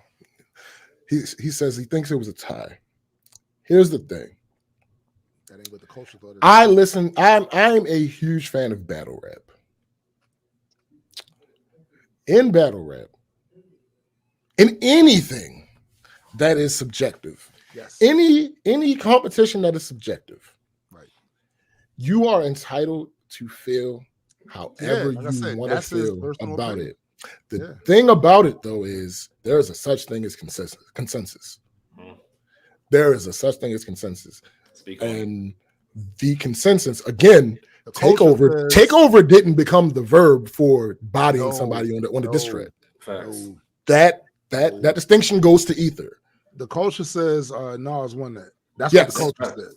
The culture says Nas won that, and it went evident, like you said before, about how they took the name of that song and turned it into a verb. Like, you know, Ether. All right, so you respond to Ether with Super Ugly. Super Ugly is terrible, horrible. Yeah, and all that did was accent, right? All that did was accent how good Ether was. Ether was. Super Ugly was terrible. You should not have done that. No, with the one that should have been the successor. But I know what you're going Blueprint to say. 2. Blueprint 2 should have been. That should have been the first. I always say that. If Blueprint 2 came after Ether, we would be having a different conversation. It might not have. It may possibly not have won Jay-Z the battle, but it might have. Nas probably would have went back at him though. Yes, he would have. Nas would have had to say something. But Nas did come back at him. He came Can't back y'all see the last real nigga alive? Yeah, but that's not the same. Yeah, no, but I'm just saying it was just a response to have a response like yo. Right, that's what I'm saying. Like if it wasn't on some Ether time. But if you want to get it banging again, it was on. Yeah, it was like when you say, "Can't y'all see these fake?" The last rap version, the TD Jakes prophesizing on your CDs and tapes won't break you a dime off the little bit that he makes. But this is with whom y'all want to place your faith. I put dollars on mine. Ask Columbine. When the Twin Towers dropped, I was the first in line. The proceeds on every ticket sold when I was out on the road. That's how you judge hoes. No, and that's supposed to be absorbed in myself? Every time it's a tragedy, I'm the first one to help. They call me this misogynist, but they don't call me the dude that takes his dollars and gives back to the couch. Yo, I'm like, what? Man. And all y'all get in return is a lot of lip, and y'all buy the shit caught up in the hype. Just nigga wear kufi, it don't mean to be right. Because y'all don't understand him, it don't mean to be nice. It just means you don't understand all the bullshit that he's right. Is he Uchi Wally Wally or is it one mic? Is it black girl lost or shorty owe you for ice? I've been real all my life. Y'all confuse it with conceit. Since I will not lose, they try to help me cheat. But I will not lose because even in defeat, there's a valuable lesson to learn. So evens it up for me. Stop. that line right there, he should not have. I gotta should not have used that line for that though. Even in defeat, because I said, "Damn, yo, you fucked it up. You admitted that you lost. You admitted that you lost. You admitted but I heard that song. I said, yo, this is the one that was supposed to come out the ether. I'm telling niggas, I'm like, yo, if Jay-Z put that shit out, and I don't think it wasn't released. It wasn't a single, was it? It was just on the CD. And here's the thing: if that would have, it was a deep cut. Honestly, Ether is Ether. Ether. Again, I spent time. We spent minutes hyping Ether up. Yeah. I think Blueprint 2 might be the perfect diss song. Yeah, and the reason I say that is because he lays shit out. He talks about, he explains his position. Yes. He explains his self. Like, this is what y'all see, but y'all not paying attention to what's actually happening. Right. This is what I do. This is what I do. What he did was what I like with battle rap and shit, when niggas is actually like talking to niggas instead of talk to that man, just talk throwing jabs. Legitimately in that verse, he hit him with a "you said." Yeah, he hit him with that. Yeah. You said black girl lost and black woman, and then you make shorty owe you for ice. I'm like, what are you? Yo, but the other reason that make this to me one of the top tier disses. Is the same reason why I always say that LL Cool J's "To the Break of Dawn" off of the House Party soundtrack is one of top tier disses. Because not only did he take a verse out to talk mad shit, that was just one verse. Because he got on Rosie Perez and I was about to bring that up too. Yo, LL Cool J Rosie Perez, big rappers very well in one song. At the time, MC Hammer got him the fuck out of here. Ice-T got him the fuck out of here. Like, yo, it was to the point where and Kumo D got him the fuck out of here. One song, a verse each dude. Like, but that's what Takeover was. Yo, that's what he's talking about. Prodigy and all them niggas. Yeah. Hey, yo, Darkside gotta chill, man. Yo, that's funny. But that's what he look. It was an Ether, man. Oh, and I agree with Pop should apologize, nigga. Just ask Kiss. But that was not a tie. No, I'm sorry. The culture, again, you're entitled to your opinion. Yeah, that is not a tie. Yeah, the culture. Like I said, if Blueprint 2 would have came instead of Super Ugly, we have a different conversation. Yeah, but Super Ugly was not a great. Super Ugly, no. Leave condoms on your baby's cars. Yeah, and I heard niggas try to. It was better. You were better off leaving it with because you know who. That you know what, you know who. Let's keep that between me and you. Right. That's how you leave that. Right. You don't now expand upon it. You undercut yourself. You literally just said, "Let's keep that between me and you." But the thing is, we didn't. Then when shit got ugly for you, we knew what you were talking about. Right. When shit got dark for you. Right. You didn't pull desperate. You broke glass in case of emergency. And that was the case. You should have just done that shit in the first place. You should have just said it already in the beginning. Yeah. Facts. Yeah. All facts. Yeah. But it wouldn't have fit with Takeover. Yeah. No, he's a rapper. He could have found a way to. He could have. Yeah, but what I'm saying is, what I mean when I say it wouldn't have fit with Takeover. I'm not talking about the lines. I'm not talking about the bars. I mean, being that the thing about Takeover that I liked was it was at the same time subtle and direct. Yeah. It did sound he like said names. It didn't really sound like it was a diss. You know what I'm saying? It was good enough for a single. It was Ether happened to be a single. Yeah, and Nas Takeover was a single. Yeah. Nas jumped out the window with Ether though. Ah, He was like, bro. "Man, fuck that!" Like, yo, this has been. It's like when Joe said, like, "Yo, Joey said, yo, you know what's nice where you could take all the gloves off and you could be honest." I feel like that's how Nas feel. Like, yo, now I can be honest about some shit. Yeah, but at the end of the day, the fact is, the way Nas did that, he cemented that as the diss song, and there are numerous versions of diss songs in hip hop that have become legendary. No Vaseline by Ice Cube, legendary. Hit 'em Up by Pac, Hit 'em Up, legendary. Bitching You, Who Shot? It's a bunch of it's a bunch of them. But Ether became the verb. Of that. That's you just got Ether. But also the lesson that Ether should teach most MCs, and I see that it hasn't, because we just saw Royce go through that same shit, bro. Everybody has a puncher's chance. If the guy can rap, you may not have seen him diss anybody before on that level, but he has a puncher's chance because he actually has skill. And if you sit up here and slip if you want, sleep on him if you want, and he slipped that punch in, and knock your head off. So that's his dark side. Okay. Facts. And the funny thing about it is, Mickey's also a battle rapper. Yeah, and been a battle rapper. In the current generation of battle rappers. Yeah. Mickey's so I don't know why Royce thought done that, yo. I'm not quite sure. I think I know what it is actually. It's hubris. Yeah. But no. Yo, I think what it was, like you said, Royce has been getting mad props, especially in this part of his career, that later part of his career, because he was kind of overlooked before because people would always place M here and you want an M's little whatever. But he started getting props and celebrated for what he was bringing to the table, his songwriting, the concepts he hits, all of that stuff. And I think it went to his head and he forgot that Mickey battled DNA and didn't do bad. He lost. He lost. He did not do bad. No. So he bodied Daylight. Yeah, he bodied Daylight. He bodied him. So it's like, Joe I think he didn't. This people need to stop throwing shade. Nah, fuck that. Nah, B. Look, Joe. We need that, B. Nah, Joe, listen. I love you, bro. Yeah, you're wrong about this one. It's like, I'm giving a classic example of why the disses and battles are necessary in hip hop. For the same reason why fights are necessary in comic books. Like superhero comic books, the superhero and the villain are going to have to clash. They're going to have to fight. Like rap itself evolved to a point, because it hasn't always been like that, but it evolved to a point where these guys were literally warring with words. Yeah. And it wasn't on some ain't gonna hurt nobody. It wasn't on that.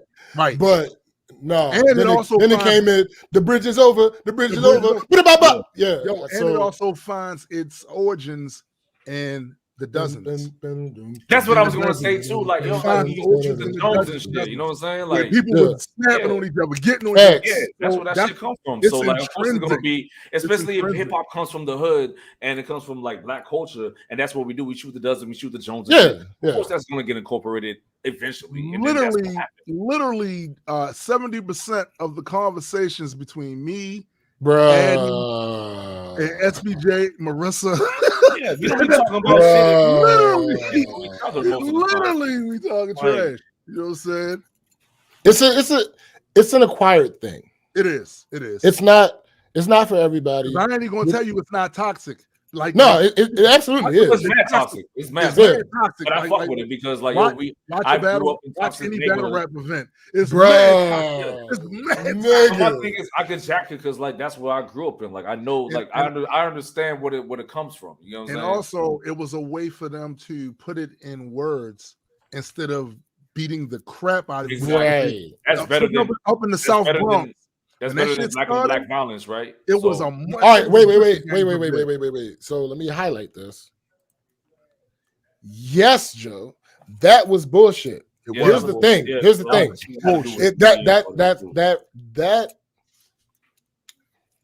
That shit was here's what happened. Here's what happened. It was bullshit. That was here's what happened. Here's what happened with that. The East Coast versus West Coast thing was not about East Coast versus West Coast at all. It was not because you're saying mean things to me in music. That was two friends who fell out and had issues with each other. And then one friend moved to the other side of the country and had people around him instigating something. That whole thing, music could have not been involved at all. Facts. And that type of thing would happen. Let that be where it was. Yeah. Right.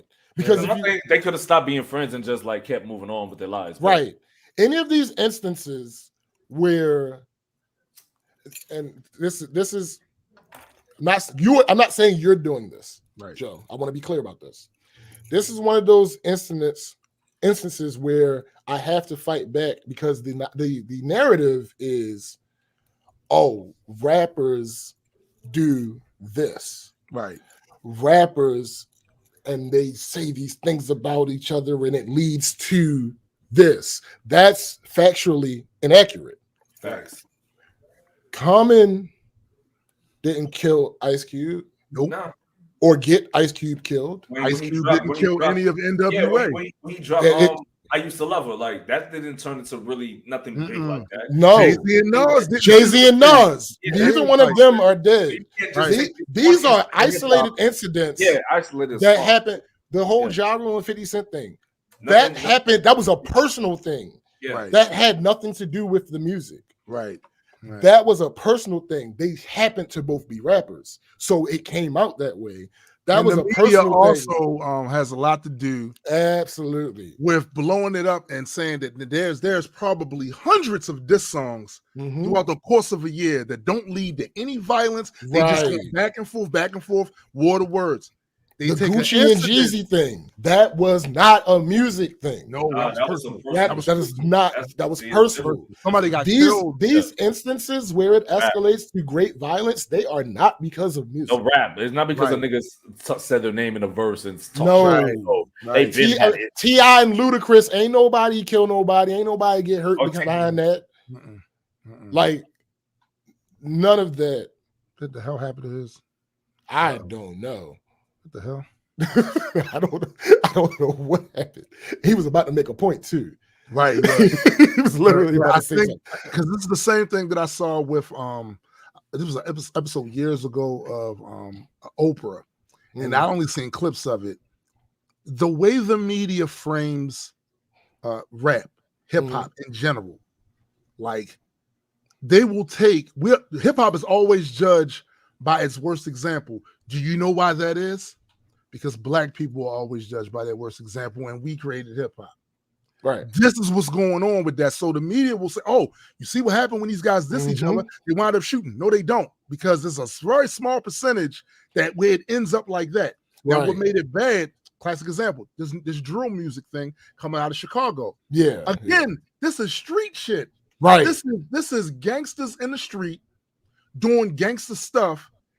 Half of these guys can't even rap well. I'm just gonna put it out there. All them guys rap as hell. They're not even real artists. You know what I'm saying? But they'll do something in the street and then they'll put it in the song as a way to diss their ops, make fun of the death of one of the and whatever. That's the issue. That's the issue. It's not rap. It's not rap. Like you generally don't like the vast majority of rap beef is not beef. No, the vast majority of rap beef is this person said I'm better. He better than me. Let me show him I'm better. Let me show him I'm better than him. Let me show me up. Like that is what that is. Like the vast majority of it. There's more beef in a boxing match. Facts. All facts. Beef in a boxing match all than the average rap diss. Yeah, right? Like that's I hate that narrative. That it's simply not true. It is incorrect. And also, it was born during the time when they were trying to get rap the fuck out of here. Right. And all that managed to do was now currently in 2021. It's rap number one genre. The people that a lot of the people that was coming at hip hop did so in bad faith. I'm gonna give you a classic example of this shit here. There was a radio disc jockey named Don Imus. Yep. Don Imus calling them that girls' basketball team a bunch of nappy head hoes. The world jumped in his ass as they should have. They jumped in his ass, and what did he do? What did he do? He said, "Oh, I'm gonna put this as a shield between my controversy and say, well, rappers say they say the same." And what did people do? They took the bait. They jumped right on it, and they got off of Don Imus and start trying to go at rap, and it didn't work, and it's not going to. It's not going to work. Hip hop been around for over 30 years now. It started out. They said this is a fad. This is a fad. This is going to go away. It's going to go away. It's still here. They did everything. They said it promotes violence, like America wasn't violent before rap. Bruh, have you listened to rap and death metal and come on, cut it out? Like it's an unfair narrative that is placed upon us, and it's not realistic. Again, you particularly if you're not a fan of this type of hip hop. Yes. Yes, Chris Rock, my man. That's the point. That's the point. Typically, if you're not a fan of this type of music, you're not going to be aware of all the examples that didn't turn into anything. Right. You're going to be aware of the examples that turned into someone getting shot. And that's what people like Tipper Gore and them, that's what they were really relying on. The fact that they knew at that time rap was very controversial. A lot of parents didn't want their kids playing it in the house. Especially if you come from a certain demographic, they didn't let that happen. So it was just a way to get them out of here. But you want to know the real truth? Because a lot of these rappers have already come out from back then and said what was going on. When the rappers was on the Africa stuff, it was on the pro-black and being prideful and stuff like that. At first, the companies didn't even know what they were talking about. They just knew that it was selling, so they was promoting it. When it was explained to them what groups like Brand Nubian were talking about, with groups like Public Enemy and them was talking about, said, oh no, we can't have this. We can't have this. So all this came during the time when they were trying to get people out of here. And with rap, like you said before, when it's something you don't like, you lack nuance about it. Yeah. So they'll hear Ice Cube's albums and think he talking about bang bang shoot 'em up. Really listen to what Ice Cube to the actual album. Today was a good day. It's not about fucking violence. No. Ice Cube was talking about police brutality. Ice Cube was talking about how motherfuckers gentrify our neighborhoods, how people come in our community, like we talked about the Korean grocer thing, come into our community, set up these businesses, make all this money, then leave and treat the people in that area like crap. While they in there getting their money. But y'all stuck on, goddamn, I'm glad y'all said it. Y'all stuck on that. Yeah. Okay. Got you.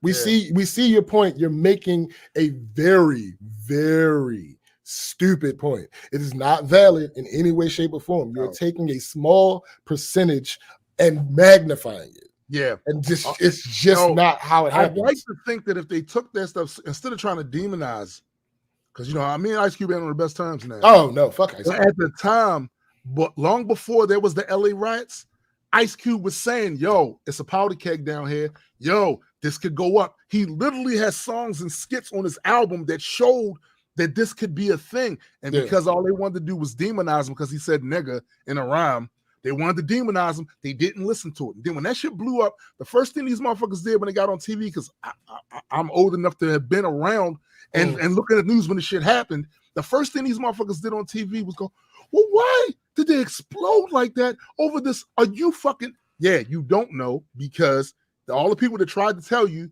you dismissed and demonized. You say, oh no, you're not saying it to me in the way that I want to hear that. So I don't want to listen to nothing you had to say. If they'd have listened to, and by the way, Ice Cube wasn't the only one talking about that. No. He was talking about, brothers on the East Coast talking about, these neighborhoods are they're wounded up tight. And anything could cause this to explode. And that's exactly what happened. That's exactly what happened. And that's it too. That's it too. So they were mad that he said nigga because they wanted to say it because no, that's real shit. That's real shit too. That's real shit. That's real shit. And it's unfair, and it's not a good faith argument. No, it's not. It's not a good faith argument. Like, and I don't expect good faith. Earlier this week, maybe it was yesterday, Joe tagged me in something. And this guy was sitting up there trying to be dismissive about our perception, Black people's perception of the founding fathers, and how we're not going to see them the same way. A lot of us aren't going to see them the same way you see them. And Joe was like, he said, yo, do you want to laugh? And I went and I read the thread and I went, no, not really, because I've seen this before. It's expected that a huge percentage of demographics outside of the people that were actually violated by these fucks are just not going to see why I don't see Thomas Jefferson as this great thing. I see him as what he was. You know what I'm saying? A human trafficker. Yeah, a rapist. You know a rapist. I see him for what he was, because these people were largely responsible for the absolute destruction, the misbranding of us. And let me be clear: the rapist is based on power. I'm saying my declaration of him as a rapist is based on their rules and laws. Yes. Slaves were not able. They did not have autonomy. Right. They weren't able to give consent. Yeah. You know what I'm saying? I mean, it's just what it is. Based on what y'all claimed it and what y'all called it, that was rape. All day, every day. Yeah. And this whole idea, they was in love. You can't quantify that. They can't quantify it to me, because she was in a position. She lived in a society that was openly hostile to her existence. And he had all the chips on the table. She had none. So if he said, you're going to be my bed wench, you're going to be this, that, and other, she was what was she going to say? To say, you know what? I don't think, that's not really what I'm here for. Right. I don't think that let me get to this other thing real quick. Yo. Right. So there's a site that somebody built. So it's not that big of a site, but it's called the basis of it is spurious correlations. So I was watching something and somebody was like, the whole correlation and causation thing. Right. So, and they pointed me to this website where basically, given the vast majority of what it seems people's logic is, these things are true. So, U.S. spending on science, space, and technology has a direct correlation with suicides by hanging, strangulation, and suffocation. Direct correlation. Yeah. Number of people who have drowned by falling into a pool has a direct correlation with films Nicolas Cage appeared in. Per capita cheese consumption correlates directly with the number of people who died by becoming tangled in their bed sheets. The divorce rate in Maine correlates directly with per capita consumption of margarine.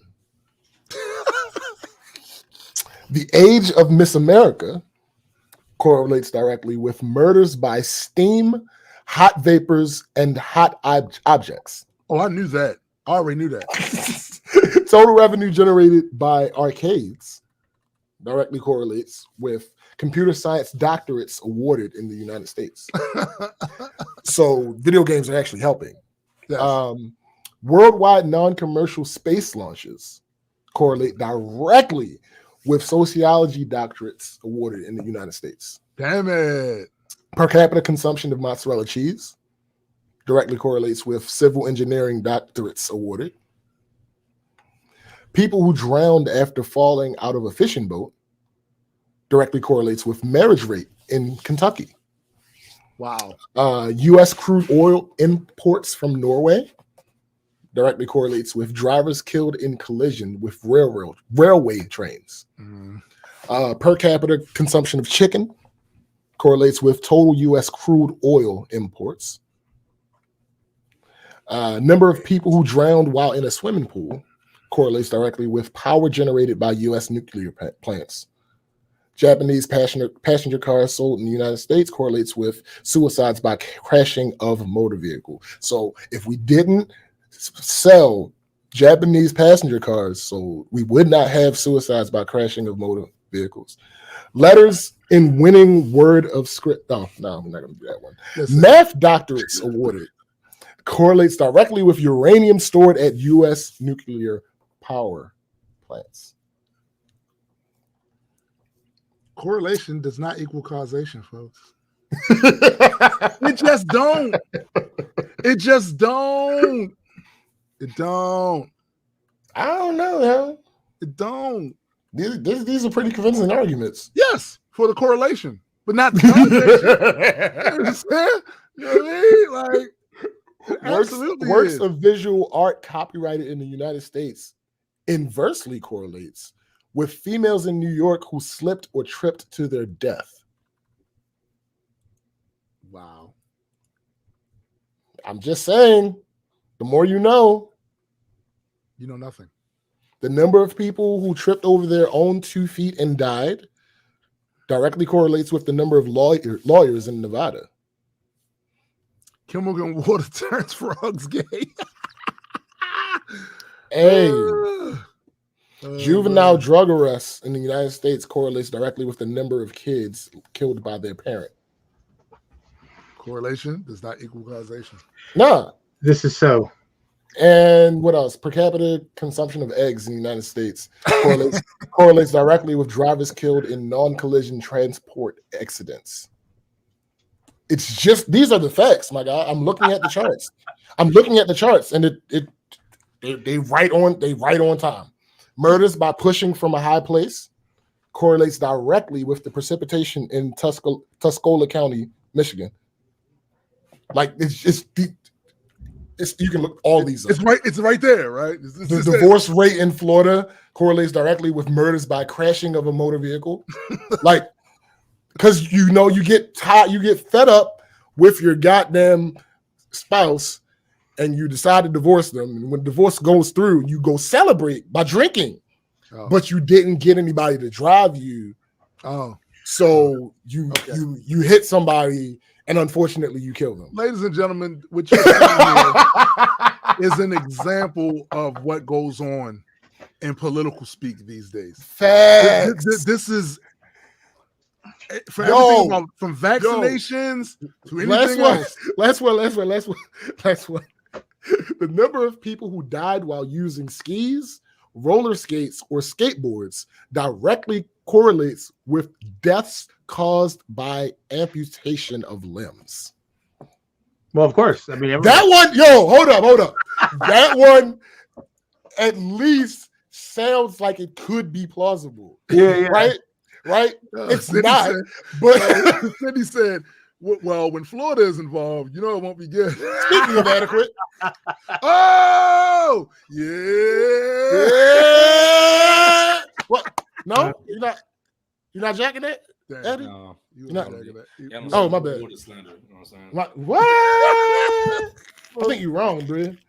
And to your point, I mean, the funny thing is even when statistics are given that are real, yes, it's amazing how often people will purposely leave out the context. Yeah. So like, of course, one of the things, of course, you talk about when they look at the worst of us to try and apply that to the best of us. Mm-hmm. They look at people always love to throw crime statistics in my face. It's like, well, more black people. There's a disproportionate number of black people in jail. Like, yeah, and let's look at why that is. Right. And like, because the thing is, it's always like. Bo of the Fifth Column did a really good way to approach people. Yeah, he was like, he's dope. He's dope. Do you think there's some sort of genetic or biological connection between skin color and going and committing crimes and going to jail? And of course, they don't want to say yes. They don't want to say it. I know they want to say it, but they won't. Then they'll try to make it out that it's cultural. Yeah. But even then, it's like, well, you're still saying that there's something flawed about us as a group. And the thing is that, okay, and again, let's look deeper into that. It's like, well, when you start looking at like, I forget where I saw it. It was FBI statistic years ago. like there's 0.56 crimes per 10,000 people, and that's regardless of their demographics.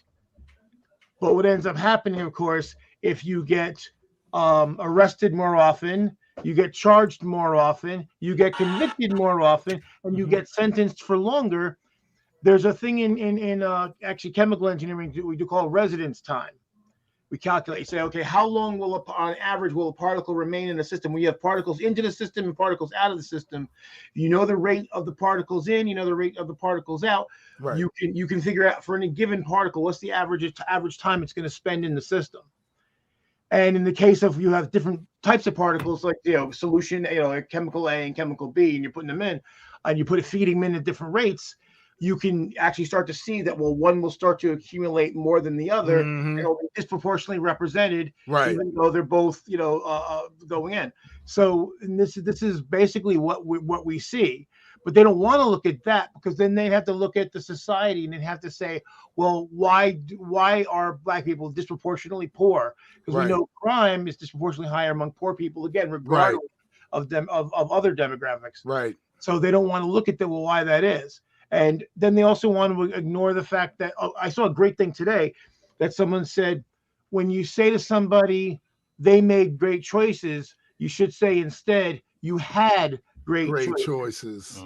Because that's the other thing we all like to miss. Like when the people who like to believe that, people who are rich is because they made, they worked hard.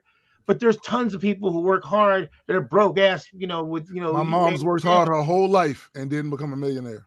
Exactly. So clearly working hard is not the solution to getting lots of money. Well, not certainly not by itself. Right. So it's like hard work plus opportunity.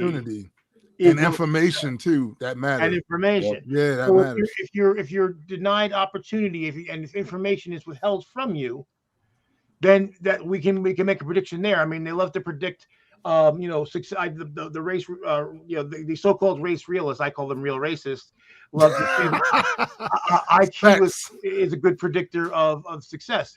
But again, IQ is not something that happens in a vacuum. No. So and so I love to point out that the average IQ of Black people has gone up 3 or 4 points in the last 30 years. I'm like, did we genetically get better? Did we evolving that fast? Well, the laws changed that allowed us to get in positions to be able to. Yeah. Exactly. So at least some of us are going to better schools, and some of us are getting better nutrition, and some of us are getting X, Y, or more opportunity. Right. And again, back to those numbers too. When you're talking about statistics, they love to focus on the big 90%. Because they don't want to focus on the 0.25%, because that's the percentage of Black people out of 47 million that are arrested, period. Right. That's it. But they concentrate on that 90% number, because if you see that in a vacuum, 90% is a huge number. That's a huge number. But when you start looking, like really digging into those numbers, the vast majority of Black people don't kill each other. Right. The vast majority of Black people don't kill each other. Right. That's how that works. Well, it's just like, it's funny because when, they try to use a similar thing against, Muslims in general, and they do the whole, well, if there's a bowl of Skittles and 3 of them are poison, it's like, well, there's a bowl of 47 million and there's only a few. Are you going to take a chance on a Skittle? Yeah, I probably would, because, I'm not a fan of Skittles, so you love Skittles. M&M, I'll pass the Skittles. If they chicken tenders, he goes. Listen. If it's 40 million chicken tenders sitting right there, and you telling me that a couple of them might kill me? I'm gonna take that chance. I might take that chance, my guy. I'm gonna roll the dice. I might. That conversation yesterday was very liberating for me. You know why? I told you in the past how growing up as like one of the few Black people around a whole bunch of white people, I was always desperate to avoid anything that like looked like a stereotype Right. Because white people will be like one of the things is white people are looking. Right. So we're in this conversation, a bunch of black dudes, and we're talking about eating chicken. And I'm like, and I don't have to worry about shit. No, facts. Yo, funny enough, that is like one of my actually on this profile, it might be my highest engaged post. Because everybody, yo, it's like I see these things. You had a lot of people in it. It's like I see these things, and sometimes I just ignore them. But this one, I was like, "You fucking fools!" There's a easy answer here. Like it's a very simple solution. If like I was speaking about last week, we was talking about dating sites and shit. Yeah. So I was on one, and on a couple of profiles, I saw something like not non-negotiable. Change my mind, something, and then it'll say one of them is better than the other, drums or flats. And I'm like, I'm eating them both. You realize that if you have a preference for one or the other, most places don't give you one or the other. Most places give you both. That's fact. There are a few places where you can ask for one, and they'll oblige you, and they'll pay you charge extra. Yeah, but if you prefer flats and you get an order of wings, and likely it's going to have both, wouldn't it make sense to be eating those with someone who likes the other one?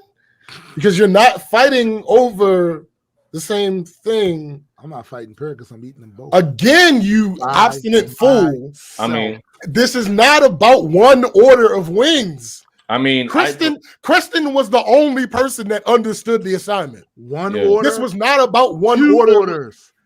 I'm eating them. Me.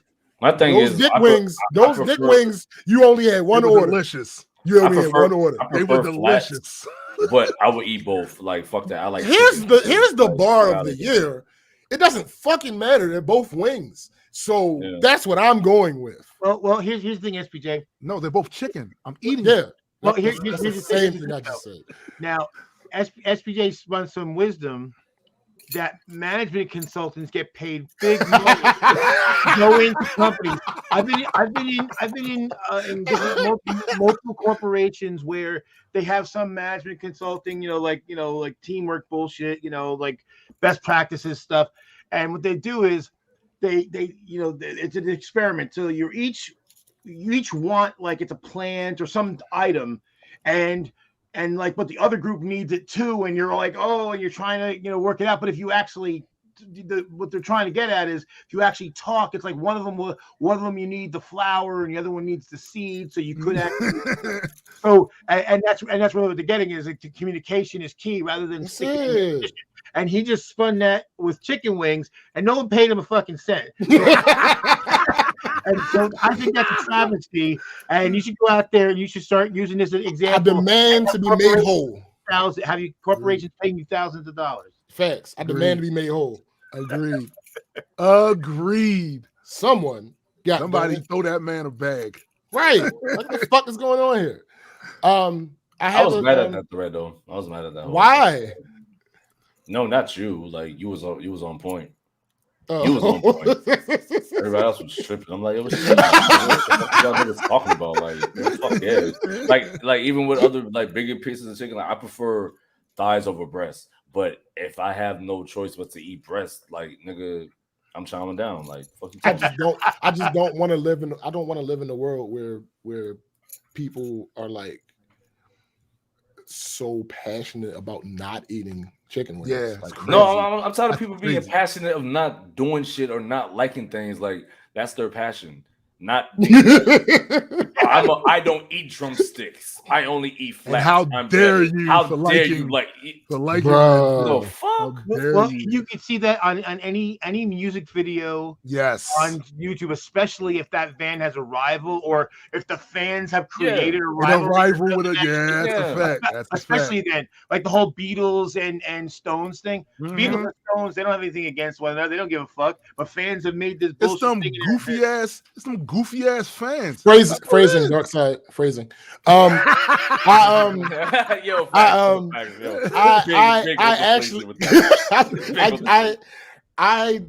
It's the tribalism. It's the tribalism thing. That's what it is. It's what we are. This is what we are. This is what we represent. But it's stupid, it doesn't matter. We are that too. We are that too. Put it all together. Put it all together. Okay, all I'm saying, can we just acknowledge it?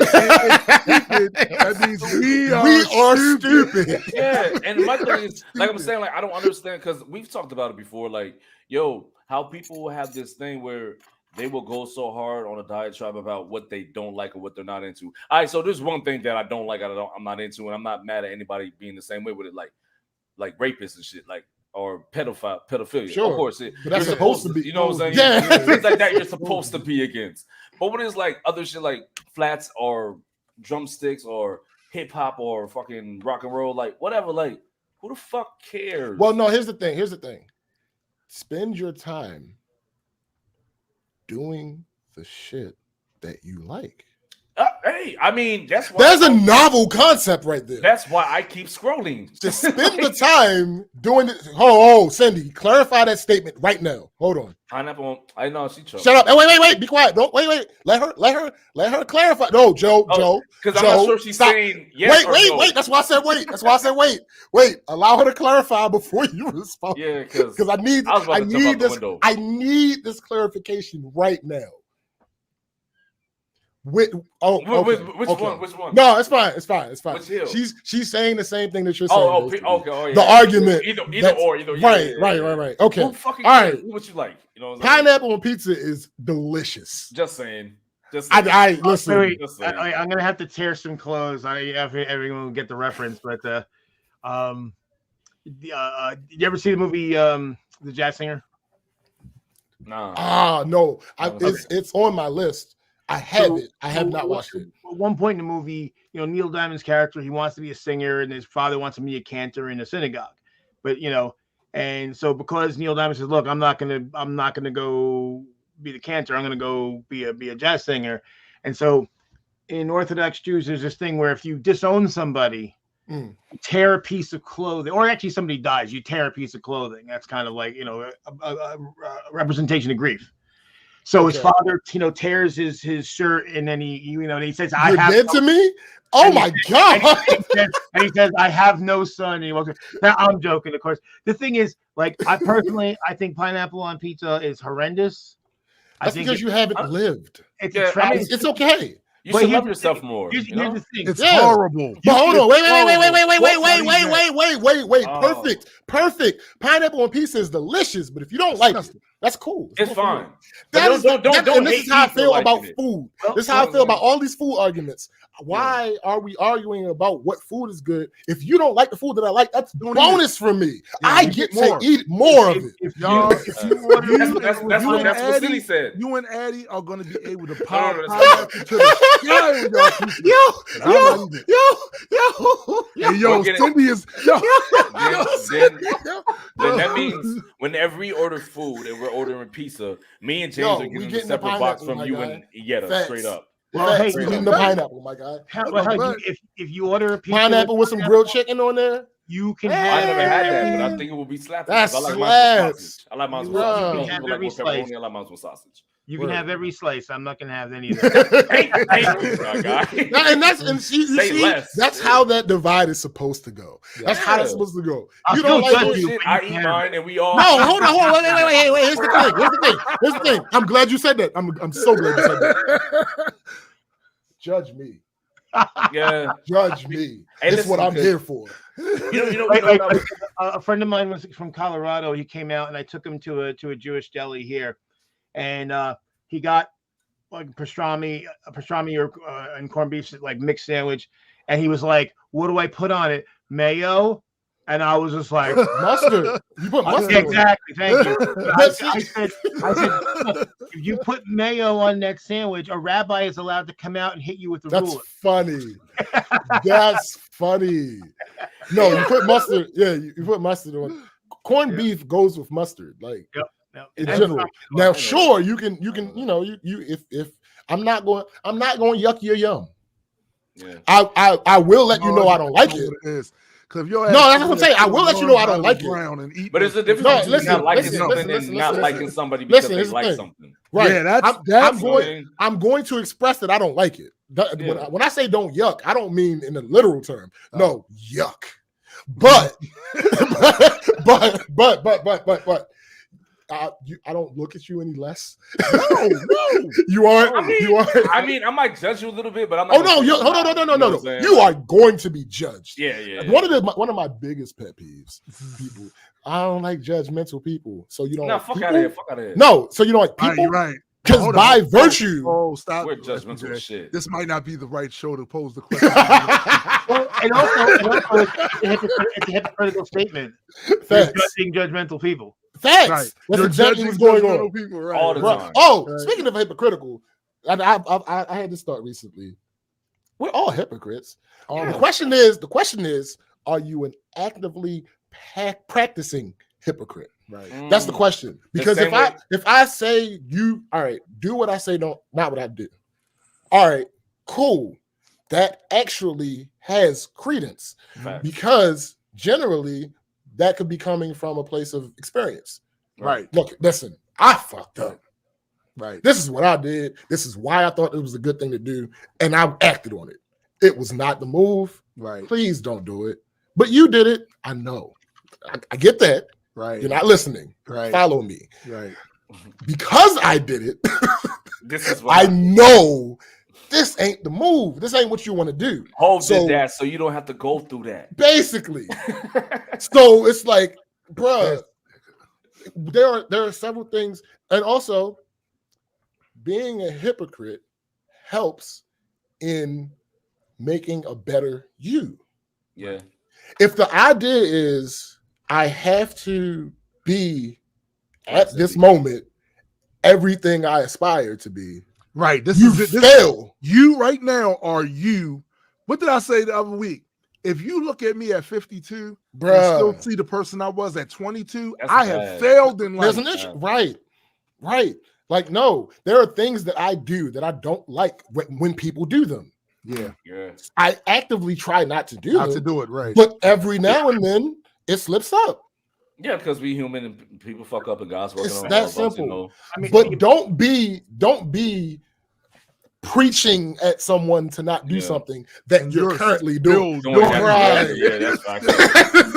Hey, yo, you remember when I was telling y'all, like, I was talking to somebody about, we're all liars, and that person was so stringent on, like, I don't lie. I'm like, you just did. wait. Yo, that is almost a fuck. The word escapes me. Paradox. That's almost a paradox. Like, this statement is false is a paradox. Right. Ad infinitum. Because there's no way around it. I don't have to explain it. Did you use printer paper for something personal at work? That's okay. Absolutely. Right. That's theft. That's you're a liar. Right. Yeah, pretty much. Because that's not what that's for. No. If the person responsible for paying that found out, you probably would have an issue on your hands. Yeah. And to circle back to what we were talking about a little while ago, this is why whenever people make excuses for police blowing us away over minor bullshit, and they're like, well, they were a criminal. Like, well, yeah, but there are criminals in jail. Yeah, but not at that time. You know what I'm saying? He's a criminal too. Yeah. Right. Well, he made it to his destination. Yeah. Well, that's the thing. And it's like, and especially when it's over trivial bullshit, it's like, well, yeah, last I heard, selling those cigarettes didn't carry the death penalty. Right. But you're okay with that against us. But then the Cliven Bundy fucking guy who charged the police, telling them to shoot him while he was armed on the rooftops. His father, before that incident, his father had people on rooftops and bridges pointing guns down at cops. Talk about he can graze his cattle here. And I saw people who just months earlier was talking shit about a black person that got murdered by the police for something petty. Talking about he should have complied. He should. You got guns, but you got guns on the police. If there was ever a case of not complying, but at the end of the day, they was excusing it. There's different rules for different people in this country, and apparently that's just what it is. and this is the reason why. And I told, you know, I keep telling my white friends when they start bringing up the Second Amendment, like, you know, we're talking about like the founders. The Second Amendment does not apply. To me. It doesn't apply to me. We know this because a black guy who the police think might have a gun gets shot, and white guys with guns don't. Yeah. So no. Extrapolate it to its further extent. White guys aiming gun at police doesn't. Right. White guys aiming guns at police don't. Black guys who haven't even had a cell phone, have a gun, but they thought might have had a gun, get shot. Sometimes in the back, as happened recently. Yo, Philando Castile. Yeah, he told him, "I have a gun, registered gun, legal." Here, let me. Which he was required to. Right. Yeah, he wasn't complying, but nobody want to talk about that. He was legally obligated to tell the officer that he had a permit, and which he did, and he still got murdered in front. And he got murdered before he got a chance to even show his credentials. Right. Word. Yeah. And where was the NRA, the premier defender of the Second Amendment? Oh no, crickets. And then Cindy brought up Tamir Rice. Like Tamir Rice literally got murdered for having a toy gun. Yeah, Kyle Rittenhouse, like he got off. I know you guys have seen that video, right? When they killed Tamir Rice. Oh yeah. That was point blank murder, my nigga. Yo, they ain't give Shorty a chance. Pulled up, pop, like he was on some fucking action film or some shit. Or like he was an active shooter. Yeah. No, that's not what happened. Because it wasn't a real gun, it was impossible for him to be an active shooter. Yeah. Like, but people be like, but because you know the thing, they be like, oh, well, you don't understand the stress that they're under and this and that. There's wait. I have about 5 seconds to make a call and all that. I'm like, that's fine. Whatever. Get a different job. Exactly. No, get a different job. Yeah. No, I'll grant you that. I'll grant you your bad. I'll grant you your bad faith argument. So I should be shooting everybody. I come from Emerson Village, west side of Baltimore. I agree. Everybody should get shot. I agree. I'll grant you your bad faith argument. I'll shoot them if I have absolutely. That happened. No. That happened here. Somebody cut somebody off and they honked. They honked at him and he shot them and killed a little 7-year-old boy or something like that. But and it's like, all right. Cool. I'm stressed too. I got PTSD too. PTSD. Facts. Man, get a different job. I got PTSD. Whoa, where did you serve? U.S. black man in America. Yeah, United States of America. I can't take this. Still here. Still doing it, my guy. Still going through it. I told y'all before when I first moved to Laurel and I first started walking around the neighborhood. Yeah, the effects of growing up on the west side of Baltimore, that part made it extremely difficult for me to tolerate people running up behind me, even though they were jogging. Yeah. They jogged around there. It took a while for me to get used to that. And there was quite a few embarrassing moments of me turning around, getting on my square because somebody running up. Guess what? So don't tell me about your they were running up off you, not on you. Shut up. They was running up off you. That's not he don't know that. Remember what I said before? He don't know that. You don't know it until you know it. But that might be the thing. Like everybody might be like in like coordination, like, yo, this is how we make moves. This is how we gonna get this nigga. Yeah. Right. Oh, all right. Well, and because no. I mean, you say that, but let my nigga get a jux run up on him. Yeah, that's true. That's true. Let the nigga run up off you and see how you react. I get it. It took me a long time to break that. So listen, most of the time what I see with police officers, because this other thing is cap. This is cap, all right. Usually when they have that uniform on, there's a certain social capital that they get. I have watched them by the light. Shit, this light taking too long. Whoop, whoop. Going straight through it.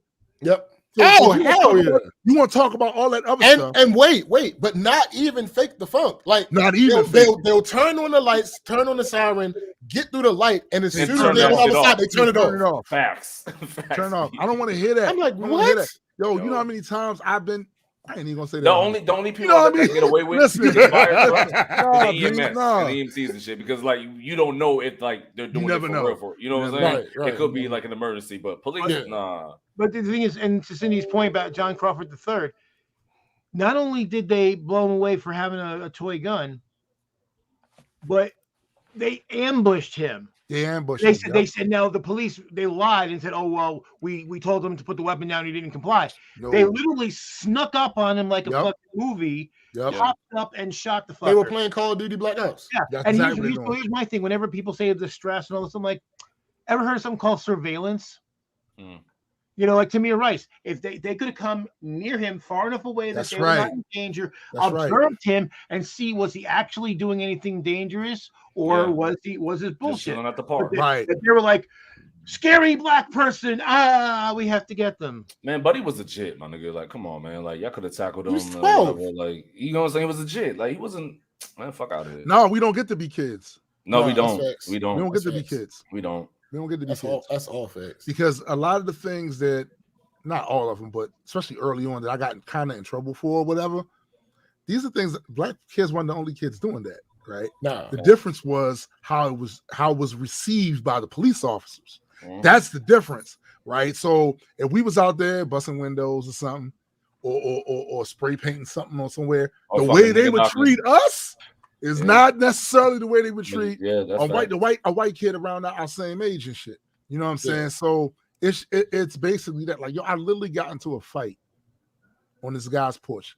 We are high school kids. No, really? Fight on we're high school kids. You got into a fight? Shut up. Got into a fight. And so his peoples, they called the police, which they should have. I was on their porch. You were trespassing. Right? I was on their porch. And I didn't come up there to fight, but as after he said what he doesn't said, matter. that was it. Your intentions don't matter. So, right. So as I walk down the street, the police on the spot, I got 2 blocks.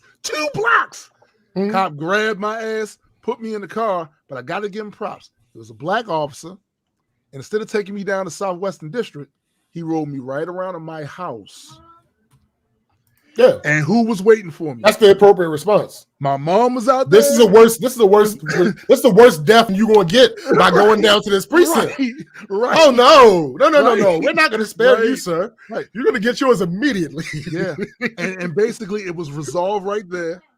I was told you and him don't have nothing to say to each other anymore. I had no problem with that because I won. So sure. I had no problem with that. But years went by, and one day I was sitting on my steps, and the dude walked down the street, crossed the street, came over and said, "Yo, we was kids when that happened." Right. You're like, you know what I'm saying? Yeah, like I mean, and actually, you know what? I think Addie said trespassing. Here's the thing: technically, no. Trespassing is when you are informed by the property owner, either by signage or by them verbally telling you, or an agent tells you to leave the property. So, but here's the thing. So the Ahmaud Arbery case, like a lot of people that were defending this, well, he was trespassing. Technically, no. There's no sign that says no entering, no trespassing. Right. And he wasn't the only person that ever went, like in that same thing, there's video of other people. Curious, like what they building over here? What's that? Yeah, that's all that was happening. And they didn't form a posse and shoot anyone. Right. Black like man literally Black vigilante style, like legitimately, like Avengers team up style. Yo, facts. Like, what? And here's the most fucked up part about it: if it wasn't for the arrogance of the friend who was recording, put the video up because he thought that would exonerate his buds. Yeah. That's actually what led to them getting arrested. Facts. Yeah. Facts. Because they were dead wrong. Talk about privilege. So fucking convinced we're not going to face any consequences, that I'm going to put the evidence that will actually end up convicting us right out in the open. You don't try to see? We told him what to do and he didn't do it. Sir, you are retired. Retired. This is no longer your jurisdiction, number one. And number two, if it was, you'd still be wrong. Yeah, you still would have been dead ass wrong. You are not the arbiter here. And just to see some of the tropes that was used by the defense in that case. They literally did a scary black man fucking defense. That's what they did. And that's why I said when people act like though the branding that was thrust upon our community for centuries has no effect today. They literally show you every chance they get. Every chance they get, they pull out these tropes from these bygone eras. It's so bad that this country doesn't just export products across the world. They export those ideas. I watched a documentary on Netflix years ago. They were in Korea. And some of the same stereotypes that was forged here in the United States, they believe of us too. Why? Because America exports those things out too. Right. So now they got the whole world looking at your ass crazy. And that shit can get you killed. Oh, as we see. I've seen a number of Asian React channels. I watched one that's Japanese, one that's Korean, and the exact same thing. Like, yeah, they went around asking people what their opinion of black people was, and 80% were like, oh, I don't know, you know, they're kind of scary, and you know, there were a few. Now, of course, there's a few that were mostly women that were like, oh, they kind of, you know, because they kind of like, oh, well, that's kind of, you know, intriguing. But most of them were like, oh, I don't know about those darkies, you know. Right. Oh, facts. Right. Goddamn darkies. They love our culture, though. I mean, who doesn't? Who doesn't? Well, see, that's what I try to explain to somebody, people who don't understand what cultural appropriation is. I said it's not cultural, you know, not all borrowing is cultural appropriation. No. Cultural appropriation is borrow. If you take from a group of people and won't take the people, that's appropriation. Yeah. If you say you can perform at this club, but you can't eat at this club, right. That's cultural appropriation, right. Or again, same thing. If you're gonna take from black culture the things you like, you know, even the thug culture that you're afraid of, exactly, and dress up and try to act like that. So it's okay to wear as a costume, but it's bad to live it. Speaking of that, did you Tim? Did you hear the thing about Aquafina? No, what happened with Waterfina? So basically, she used to put on a black scent. Yes. Earlier in her career. Yes. But then the thing came out about her saying that she would not accept Asian roles that perpetuate anything negative about Asians. She shouldn't. Right. But then all hell rained down on her. Yeah, because of the juxtaposition. Yeah, you participated in that with another demographic. I got one counterpoint to that, though. See, to her, I've detected no negative feeling about black culture from her. So if she had a negative attitude of black people and did the black scent, I'd be fucking torqued. I get that she's almost she wishes she could be black. No, I'm laughing the dark side of the tree. Who? Oh my goodness! But anybody who gets mad at her, I get it. You know, I don't know how to feel. The reason I don't know how to feel about this is because I'm on my Thanos shit. Me too.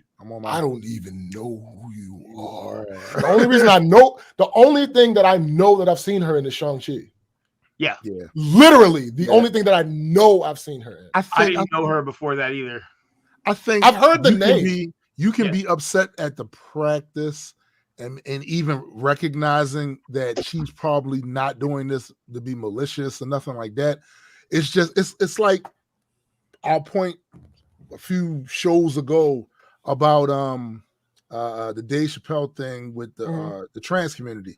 Yeah. Like certain arguments that we know have been used against us, we should not be using. Right. And when he said the thing about why a trans friend, you're a black man in America, you know how that's used to be dismissive of racist acts, because this guy will say, well, I couldn't possibly be, even though he's in the process of doing racist shit. Right. He said, I can't be a racist because I have a friend that's black.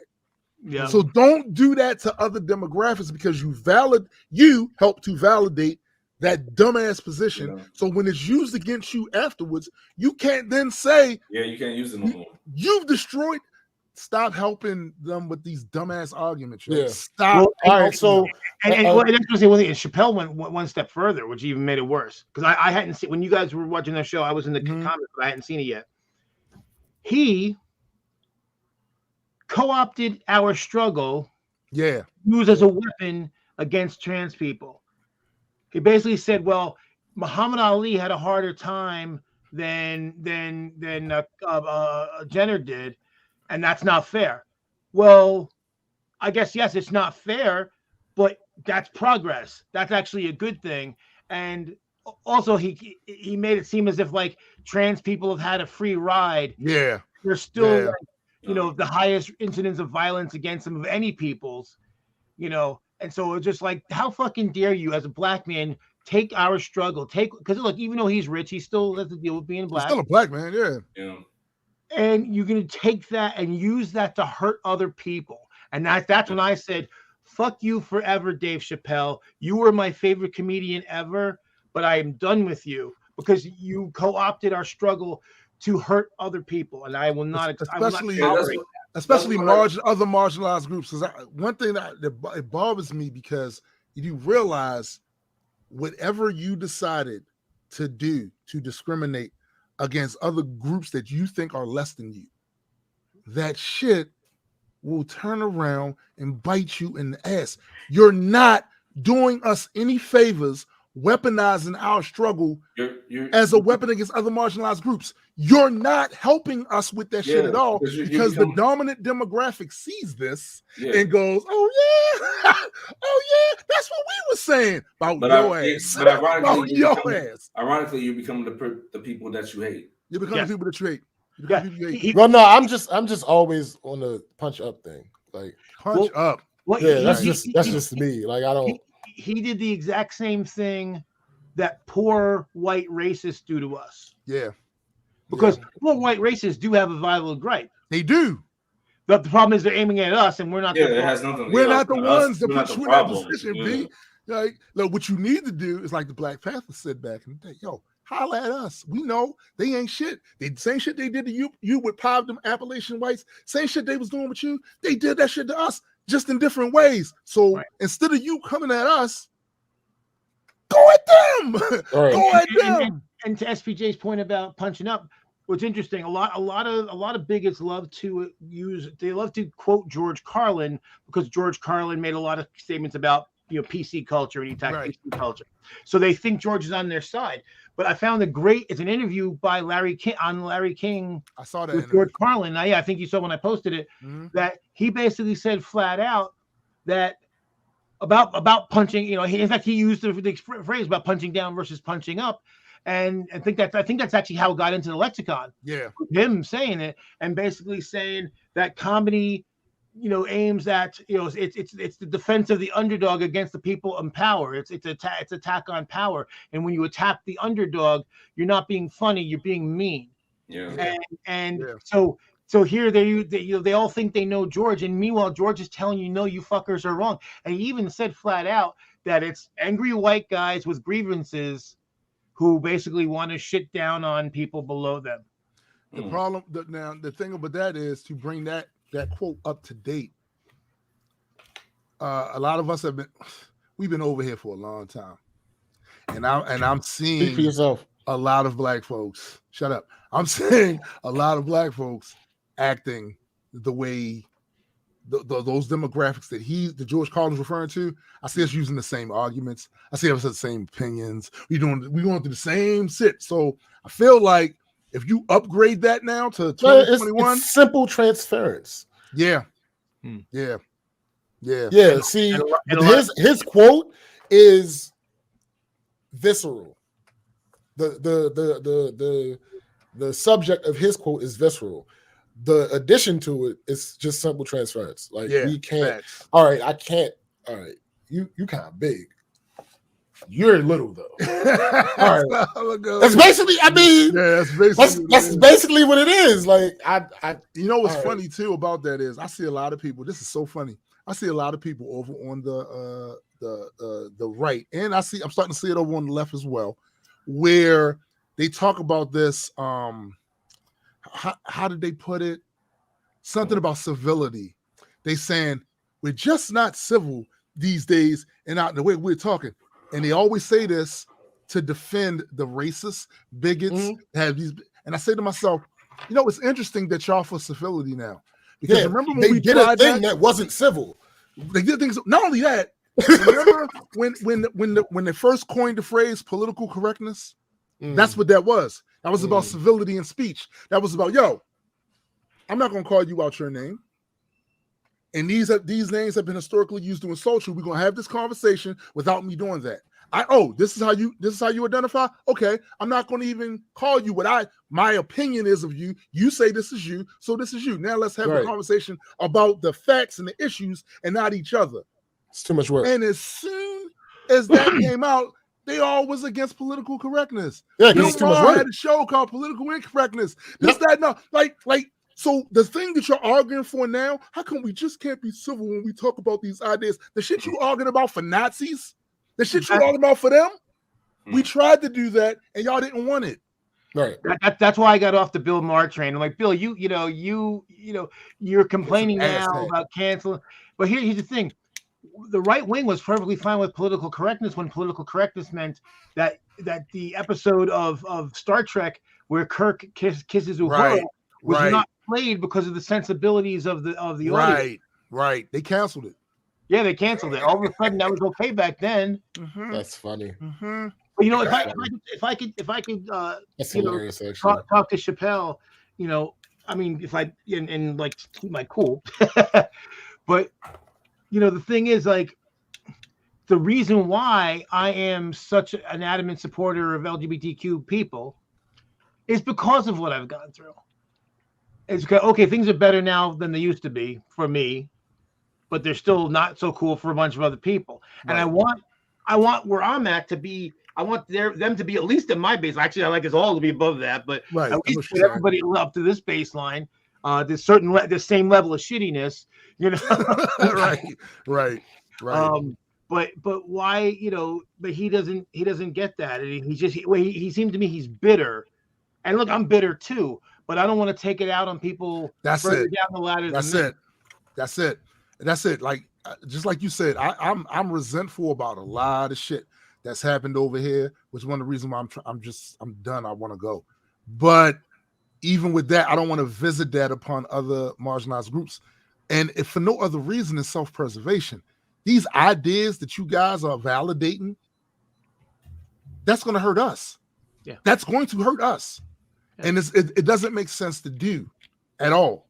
Like you're literally going to use that match you using, that fire you're using to burn down that house, it's going to be the same fire that's going to burn down your house. Bruh.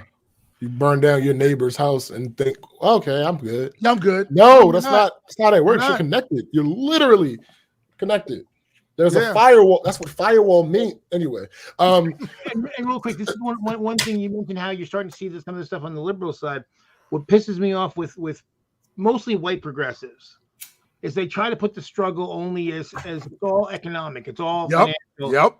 And that if we all had some big, commo, social, whatever, it'd all be fixed. No, it wouldn't, because I still see bigoted shit coming out of their fucking mouths. All the time. All the time. So my thing is no, there's two different things going on at the same time, and we need to address them both. If we stopping talking about racism doesn't make racism go away. It just means that it continues unabated. Right. So a run back, I did a cursory overview of Awkwafina's filmography, and I can honestly say, out of all of the credited roles that she has on here, there's only one with a stereotypical, at least, name. Wow. It's Ming. But other than that, she's played Christine, Rebecca, Constance, Go, which is actually legitimately an Asian name versus just the shit that we've been fed in the United States. Billy, Yu, which again falls under the same thing as Go. Courtney, Otto, Mina, Sisu, which again is that thing. Yeah. Katie, Kate, Miss Tarantula. I guess that's a cartoon or something. And Scuttle. So I okay. There's another way to look at that too, though. Like, why is the default Euro names? No, that's a fact. Why is that the default? That is a fact too. Like me, if somebody I wonder a role and they wanted me to use an African, I wouldn't have. So I can only give you two. I can only give you the answer for three of those. I can only give you an answer for Neighbors 2, Sorority Rising, which I saw. Ocean's 8, which I have not seen, but I'm aware of the premise. Right. And of course, Shang-Chi. The answer in those 3 scenarios is that she's playing an Americanized Asian. Oh, absolutely. And listen, now the rest of them, I don't know. I don't have a problem. Like everybody's trying. There is no real solution to any of this, and everybody's trying to work their way through it. So I'm not going to fault her for that. But that's a deeper question to me: is why is the default name always Europe when they don't even make up the vast majority of the people on the planet? Facts. Probably because her name is Nora. Because she's an Americanization. Right. There it is. But when I say that, as far as the roles, it was inherent. Again, I haven't seen Ocean's 8, but as far as Neighbors 2 and Shang-Chi, her being an Americanized Asian was inherent to her character. Yeah, it wasn't just she happens to be an Americanized. Right. No, Shang-Chi, literally, the idea is we grew up here. You're Sean. Yeah. Why are you? Oh, this whole other thing with your roots and our heritage and okay, Neighbors 2. She's a fucking college student. Like, so but the rest of them. But like I said, the ones with the Asian non-stereotypical names are, let me see, Crazy Rich Asians, which makes sense. Yeah, a lot of sense. Paradise Hills, I have no idea what that's about. Me either. Let me see, Raya and the Last Dragon. So I'm assuming that's again because I'm American and I'm trash. When I hear the Last Dragon, I automatically assume Asian. Sure enough. Yeah, yes. No, that's where my black side goes. Yeah. And then no, that's all I'm. It's interesting. I always find it interesting too. So when you've had your culture stripped from you, and all you would ever want is to be able to get that back, to have that to reference to. So when you see people that have theirs readily available right there for them to go and pick up anytime they want, but they don't want to be identified as, not judging them, but it's just a weird. It's weird to me. It's weird. Well, the reason why, you got to remember though, again, how they were represented. Like basically, every Asian person that was ever on TV all had some Asian name, and there was always some stereotypical bullshit. And so I keep wanting to break out from that because see, we're not fighting to. I mean, we are, but I mean, we're not fighting to have names like Jeff and Eric. We're for them, that's what they've been forced to get is like I'm Ming and I'm and all this bullshit. Right. And hey, my name is Nora. I just want to be call me Katie. In this movie. Right. But not for her. All right. I agree with that sentiment. I'm not sure if it applies. She ain't that big a star. Like she's not that big a star to be like, name me this. No, like I don't think, especially in the beginning of her career, particularly. Sure. But maybe. But I guess her desire, because there's a lot. I know there are some black actors who their careers could have been bigger, but they said, hey, look, I'm not playing a pimp, I'm not playing a hoe, I'm not doing all that shit. But that leads towards the point that I want to make. All right, do more Asian names. Actual Asian names that are not stereotypical. Like I said, she has a few of them on this list. Right. And so also, it's like pimps and hoes is not black culture. I don't give a fuck with nobody. That is not African culture. It's been pimping since right. That's not African culture. Well, one thing you noticed though in Shang-Chi, her character did have an Asian name. Yes. Yes. Exactly. Name, right. That's why I said it was a part of the character. Like it was a point. Yeah. Right. A lot of Asian Americans do have like they have their Western name, and they also have because he was like, no, what's your real name? Right. Yeah. Absolutely. Well, my friend Megan. I mean, that's funny. That's exactly what Mercer is saying right now. Yep, that's exactly what she is. I'll put it up there. She's got her Western name, and her mother also gave her a Chinese name that only her and her mom know, and maybe some Chinese friends. Which, by the way, from what I'm learning, that's relatively normal. The thing that I found funny though is how like we'll get ostracized for that. So when I converted to Islam, Pookie, I got an Islamic name. Not just the name my mom's gave me, right, but an Islamic name. Do you know how I was ostracized by people who weren't Muslims, particularly if there was any other faith than that, us or none? It didn't have to be just Christians. It was no. I'm talking about blacks. Yes. That's the thing. It's because they're ignorant. It's because they're ignorant. Right. That's what because I made a joke, but it's serious. Pookie, Buddha, Man. It's the same fucking thing. It is the same exact thing. You have your quote unquote Christian name, and you have your other name that your closer people to you call you. Cultural, ethnic, it's the whatever. Same well, that's right. That's right. Well, certainly with Catholics, you get a confirmation name. Now, some people do which is what I did. I use the cheap dash version, and I just use my middle name because my name happened to match up with one of the saints. Right. You can think about fucking like, okay, people have taken as their confirmation Aloysius. Aloysius. It's a terrible name. Terrible name, but no one's going around like attacking Christians for being Aloysius. I'm about to start calling Addie Aloysius. What's funny about that? Don't do that. Don't do that. My first producer used to literally use that name to insult everybody. Really? First of all, Aloysius. I don't know. That's funny. No, so Addie, so it's a no-go on the Aloysius.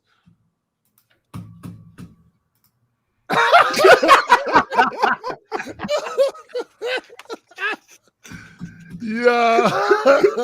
What was your Muslim name? I just wanted to ask, Malachi. It was Malachi, which is why it was something that if you couldn't properly pronounce it unless he ripped your tongue out. Shut up. That's not true. Listen, that's why the character in the comic book that's my alter ego is Malik. So just shortened it for that. Yeah. You know, facts. Actually, Malik, that was actually Malcolm X's. That's also a double too, though. Malik Al-Shabazz. But it's also a double because you have a son named Malik. Right. Boom. He don't spell it like I know. A double is predicated on the sound, not on the spelling. But and I'm sure you guys have seen it more than I have. Is like when people make fun of like names that black women come up for their baby, especially for the girl. Oh, I'm glad you said that, Joe. So, Tim, we've had this debate for the longest time. I never thought to ask you this. So for us, right? Not if you happen to convert to Islam, not if you happen to be some other culture tied into who you are. For us, born here, raised here, no outside cultural connections. What are cultural names? Like, give me. Oh, so I'm trying to understand the question because if a cat. So your argument is if a cat has do what you have to do. They don't make them biscuits. So what does that have to do with what I asked you? Anyway, you're still African just because. No. Take it too far. That's not the point that I'm making. What I'm saying is, what are cultural? So you mean African American cultural names? Right. There's no such thing as an African name. So what I mean is us, particularly when I say us, I mean to the fullest extent, didn't know what tribes we were connected to or any of that. We were born here, raised here. They would be named some of the names that get made fun of all the time. Shaniqua and all that other stuff. Those would be like kind of cultural names. And to me, it doesn't matter. It doesn't matter the process for which they came up with the name. You know why? No, that's not important. Because it's a sound. Yeah, all right. Used to this is the sound that you use to identify me. Yeah, that's it. And look, I was always, I'm not. I didn't say always, but recently I've thought about that. I'm like, I've never asked you. The fact that you had to ask that though, that's the point. Show you that's the point. Yeah, how detached we know nothing about nothing. And how is that not one of the worst crimes you can do? Oh yeah, it's not okay. Yeah, that's one of the worst crimes. It's not okay at all. Just take their shit and then make sure that their ancestry and their descendants don't have any clue about what part they came from, what any names, any culture. When everybody else around them outside of that group does, they have a choice. They can go, yo, I can choose to respect that because I know what it is, or I could choose to ignore it and go, man, down with that. Yo, I want to address this real quick because I felt the same exact way. Sis says, I love the way they help the general audience learn how to pronounce Sean. Oh, yeah. Sean.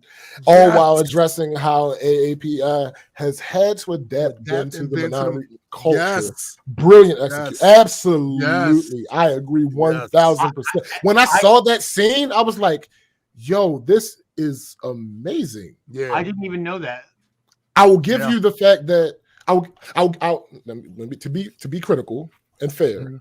I'll give you the fact that I would have preferred it not have been Katie having that conversation with him, because you can't have this conversation and then later on, when the father says, "Tell me your real name," you know exactly what he means. But it was still brilliant that that conversation existed. It was. What did your name? Sean? No, Shong. Like what? Oh, so you just took the G off? Yes. Oh, so not Shang. No, it basically Shang. What it demonstrated was the added burden. Right. The added burden that I had to go through this to make sure that it's the added burden. Oh, absolutely amazing. Absolutely amazing. I just wish it was another character so is it Sean or Sean? It's Sean. His name, his Americanized name was Sean. Sean, right? Because he had to change his name. Yes, but it out in the real world. Oh, you want Sean G? Okay. Yes, in a real world, it was just a way to show people how to pronounce this without having to go through a whole bunch of loops. I never knew how to. I would have said Shang-Chi. I've been calling him Shang-Chi for the better part of 30-something years. Right. Like, from the jump. And every time I heard like Kevin Feige said, I was like, you're wrong.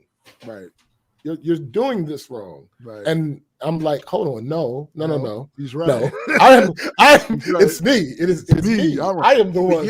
I would get those comic books. Frank Hope knows what I'm talking about. I would get them the Shang-Chi. When I would talk about how when Shang-Chi with Wolverine, Shang, because that's what my westernized ears have always heard, No.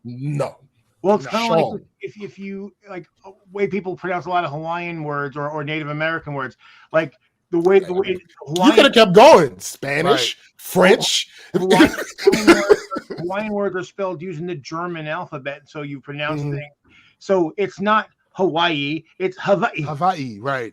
And actually, both I's are actually pronounced. There's actually why there's an apostrophe. Hawaii. Right. Subtle difference, and it's not it's not Molokai, it's Molokai. Right, because of the way they pronounce it. Right. Yeah. Right. I mean, and these things are important. And again, back to what Sis said, it was a brilliant way to show, like, no, this is how you pronounce this. I had an employee. His real name was Sunmawe. But he took the name Marvin because everybody was butchering his name. Everyone butchered his name. Marvin. Marvin, close enough. Oh, wait a minute, yo! All right, I know we long. I have to phrasing.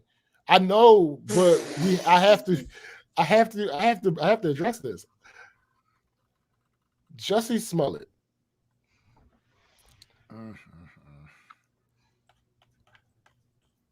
The jury got to see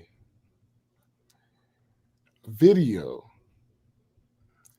of him and the attackers in front of that same subway the day before.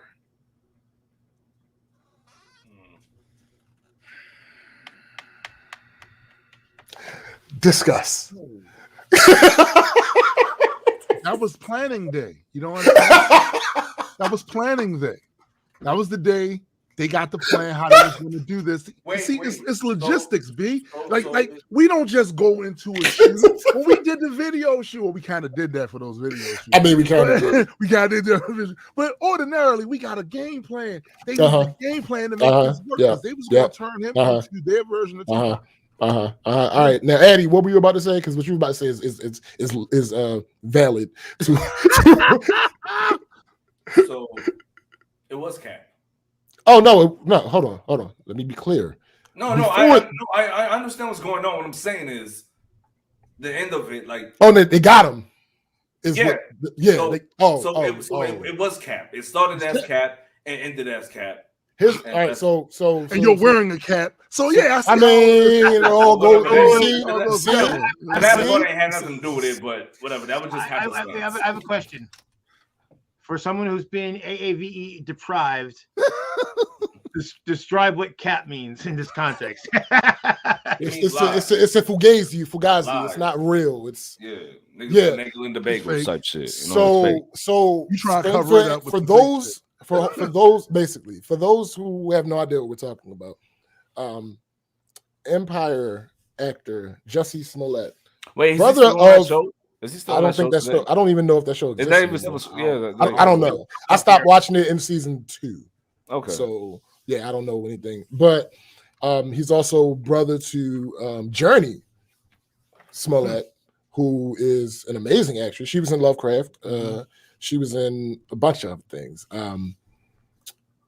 It's funny. I saw when I saw the story, I saw comments like "Journey would never." That's the fact. Because why would she? Journey would never. But anyway, so basically, what happened is, 2019, I believe, a story came out that he was attacked and noosed by people that were MAGA adjacent. Well, not even adjacent, in the whole MAGA shit. Right. So when that first came out, we talked about it. We talked about how much of a travesty it is, and you see how Black people get treated, particularly Black gay people get treated in this country, and it's a goddamn shame, and what is going on, and this is what we've come to. And then some details started coming out.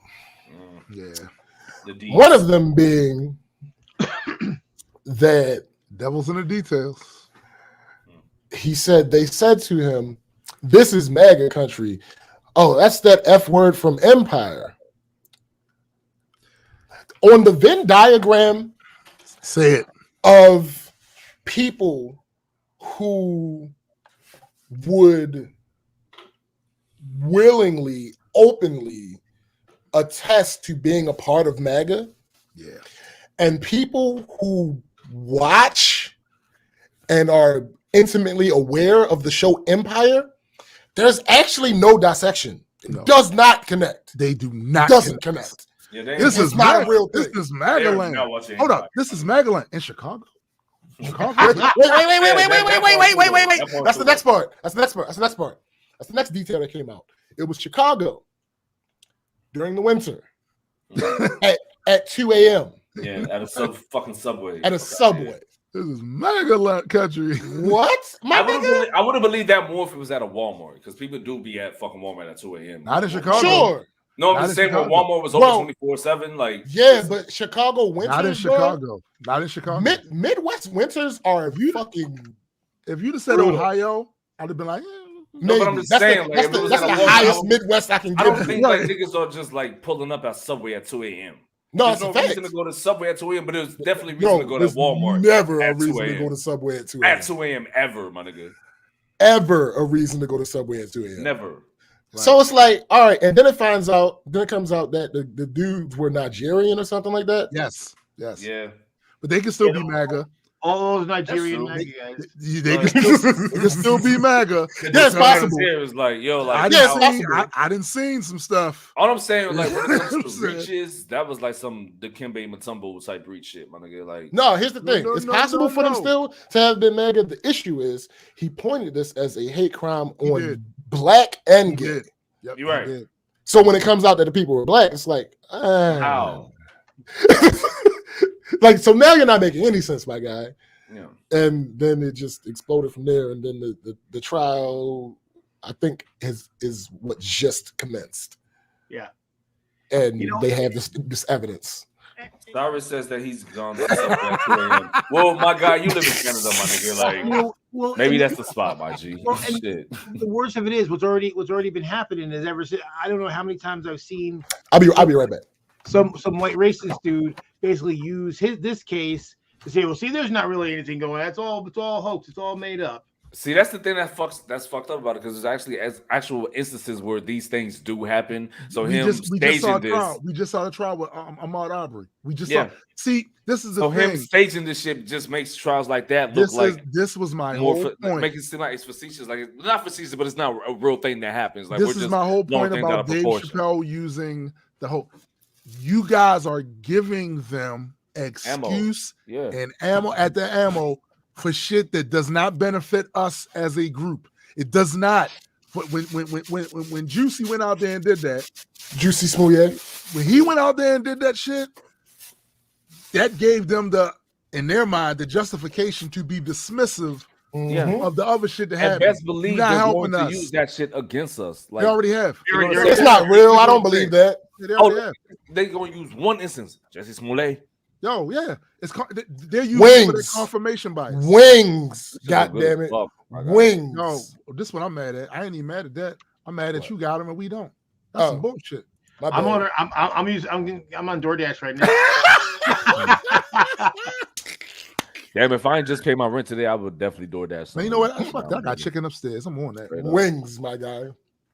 I got thighs upstairs, but still. I need to find a wing spot out here though. Like not the fucking store or whatever. Like actual like wing spot. Like see, that's why them Canadian geese don't like you.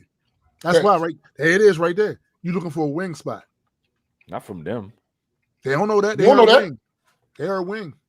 They got wing. And around this time of year, I could see them switching up.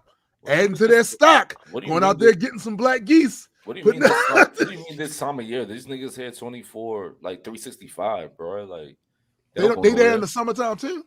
Yes, nigga. They always here. They don't go nowhere. So you're saying it was a hot geese summer? Straight up, fam. If they had an IG, thank you. I'm here all night. Hashtagging that shit. Thank you. I'm here all night. The fuck. Yeah, a hot geese summer. Oh, one more. I keep forgetting shit. I didn't write this down. This shit happened last night. I almost had a conniption fit. Bruh. This thing right here that I'm pointing to, I thought it was broke. You broke it. I thought so. Nigga. You gotta start taking better care of your stuff, bro. Yo, you right.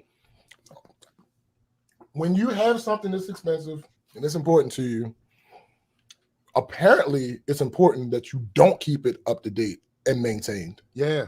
See, yeah. Same thing with my cord. I left it alone and look what happened. Hey. If I'd have been spinning around like a helicopter, like Peter and shit. I saw that there was a firmware update. I'm like, all right, cool. I got a shoot that I'm supposed to be doing Sunday. I got to shoot. Let me go ahead and do this shit now. This is last night. I'm going to do this shit now. Yeah, next Sunday. I don't remember because it ain't often that firmware updates come, so I don't remember how long it takes. But let me do it now so that by the time the morning comes, it's ready for the show, it'll be done. Right. Nigga, I started the update. I was working on music. Started the update. Finished what I was doing with the music. Walked by. It was at 56%. I'm like, all right, cool. Went and ate and went in my room, watched some TV. Felt like an hour later. Came back and looked, 56%. All right, whatever. Went back in the room, chilling, watching more YouTube. Came back, 56%. What the fuck? All right, hold on. So I realized at that point, it had been like 3 hours. Right. Not 3 hours since I started. 3 hours since I started, it said 56%. Right. So I'm like, I don't know what the fuck I'm going to do. So I did exactly what I wasn't not supposed to do. I disconnected the power. Mm-hmm. Connected the power back up. Mm-hmm. Connect the power back up. It brings you back to the upgrade screen, not the normal screen. Right. where the only thing you can do is press OK to start the update. I'm like, all right, cool. Pressed OK. Half hour later, 56%.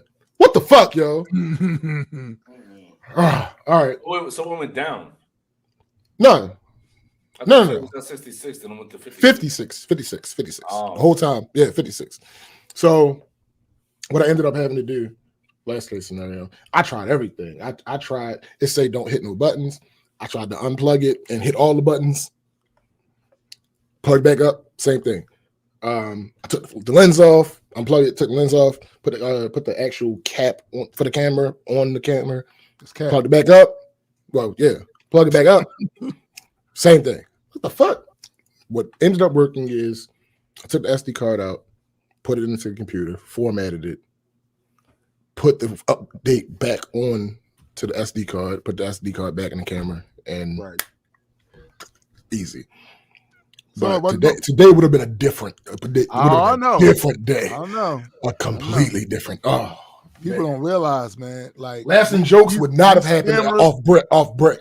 Yeah, these cameras, like this is literally our window, our escape hatch, our goddamn everything in terms of Operation Exit strategy. And we need these cameras.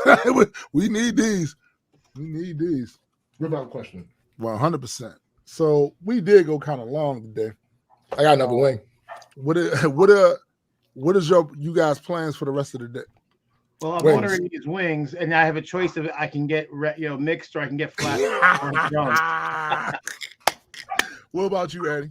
I got both, by the way. Your ass. I'm just pay my rent and get smacked. Oh, okay. So you got rent? You said what? He had to do it. Now what you say, bro? Now speak up. What you talking about? I mean these wings. These wings good as fuck. I don't mumble. What's up? Mumble rapper. Look, yo, that's funny. That's hilarious. So we know what SBJ is gonna do. He's gonna be continuing to smash them wings, right?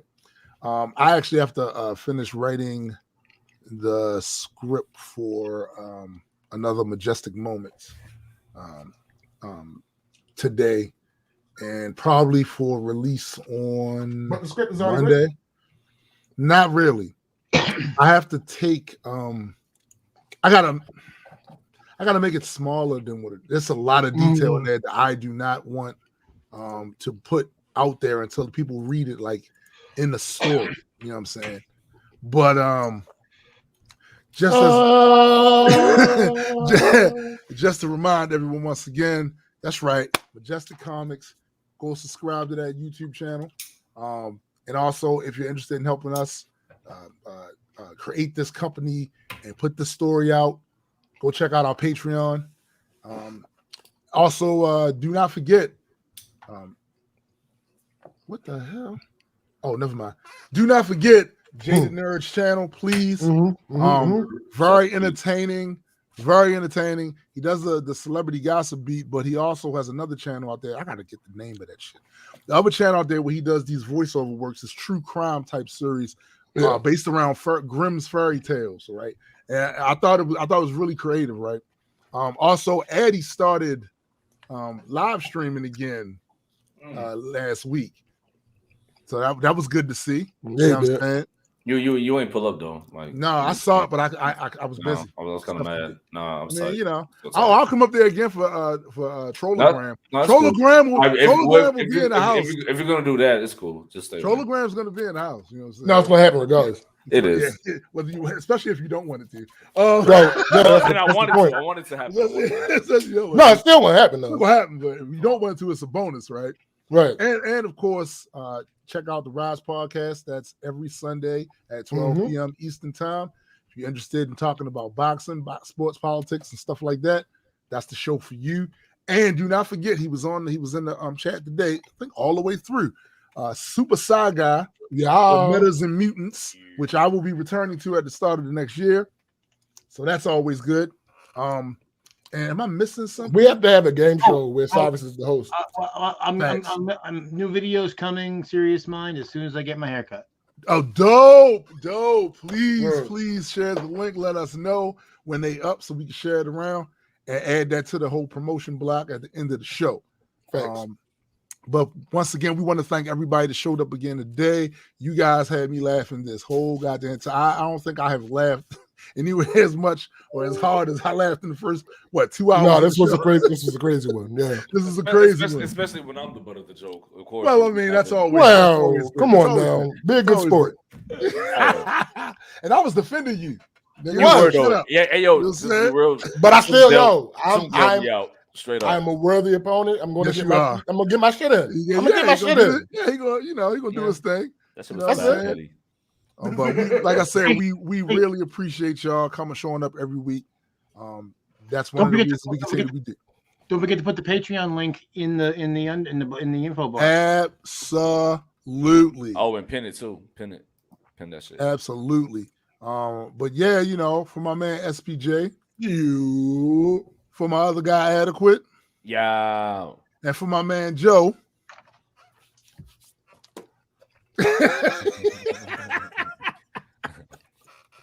We are out of here. Peace.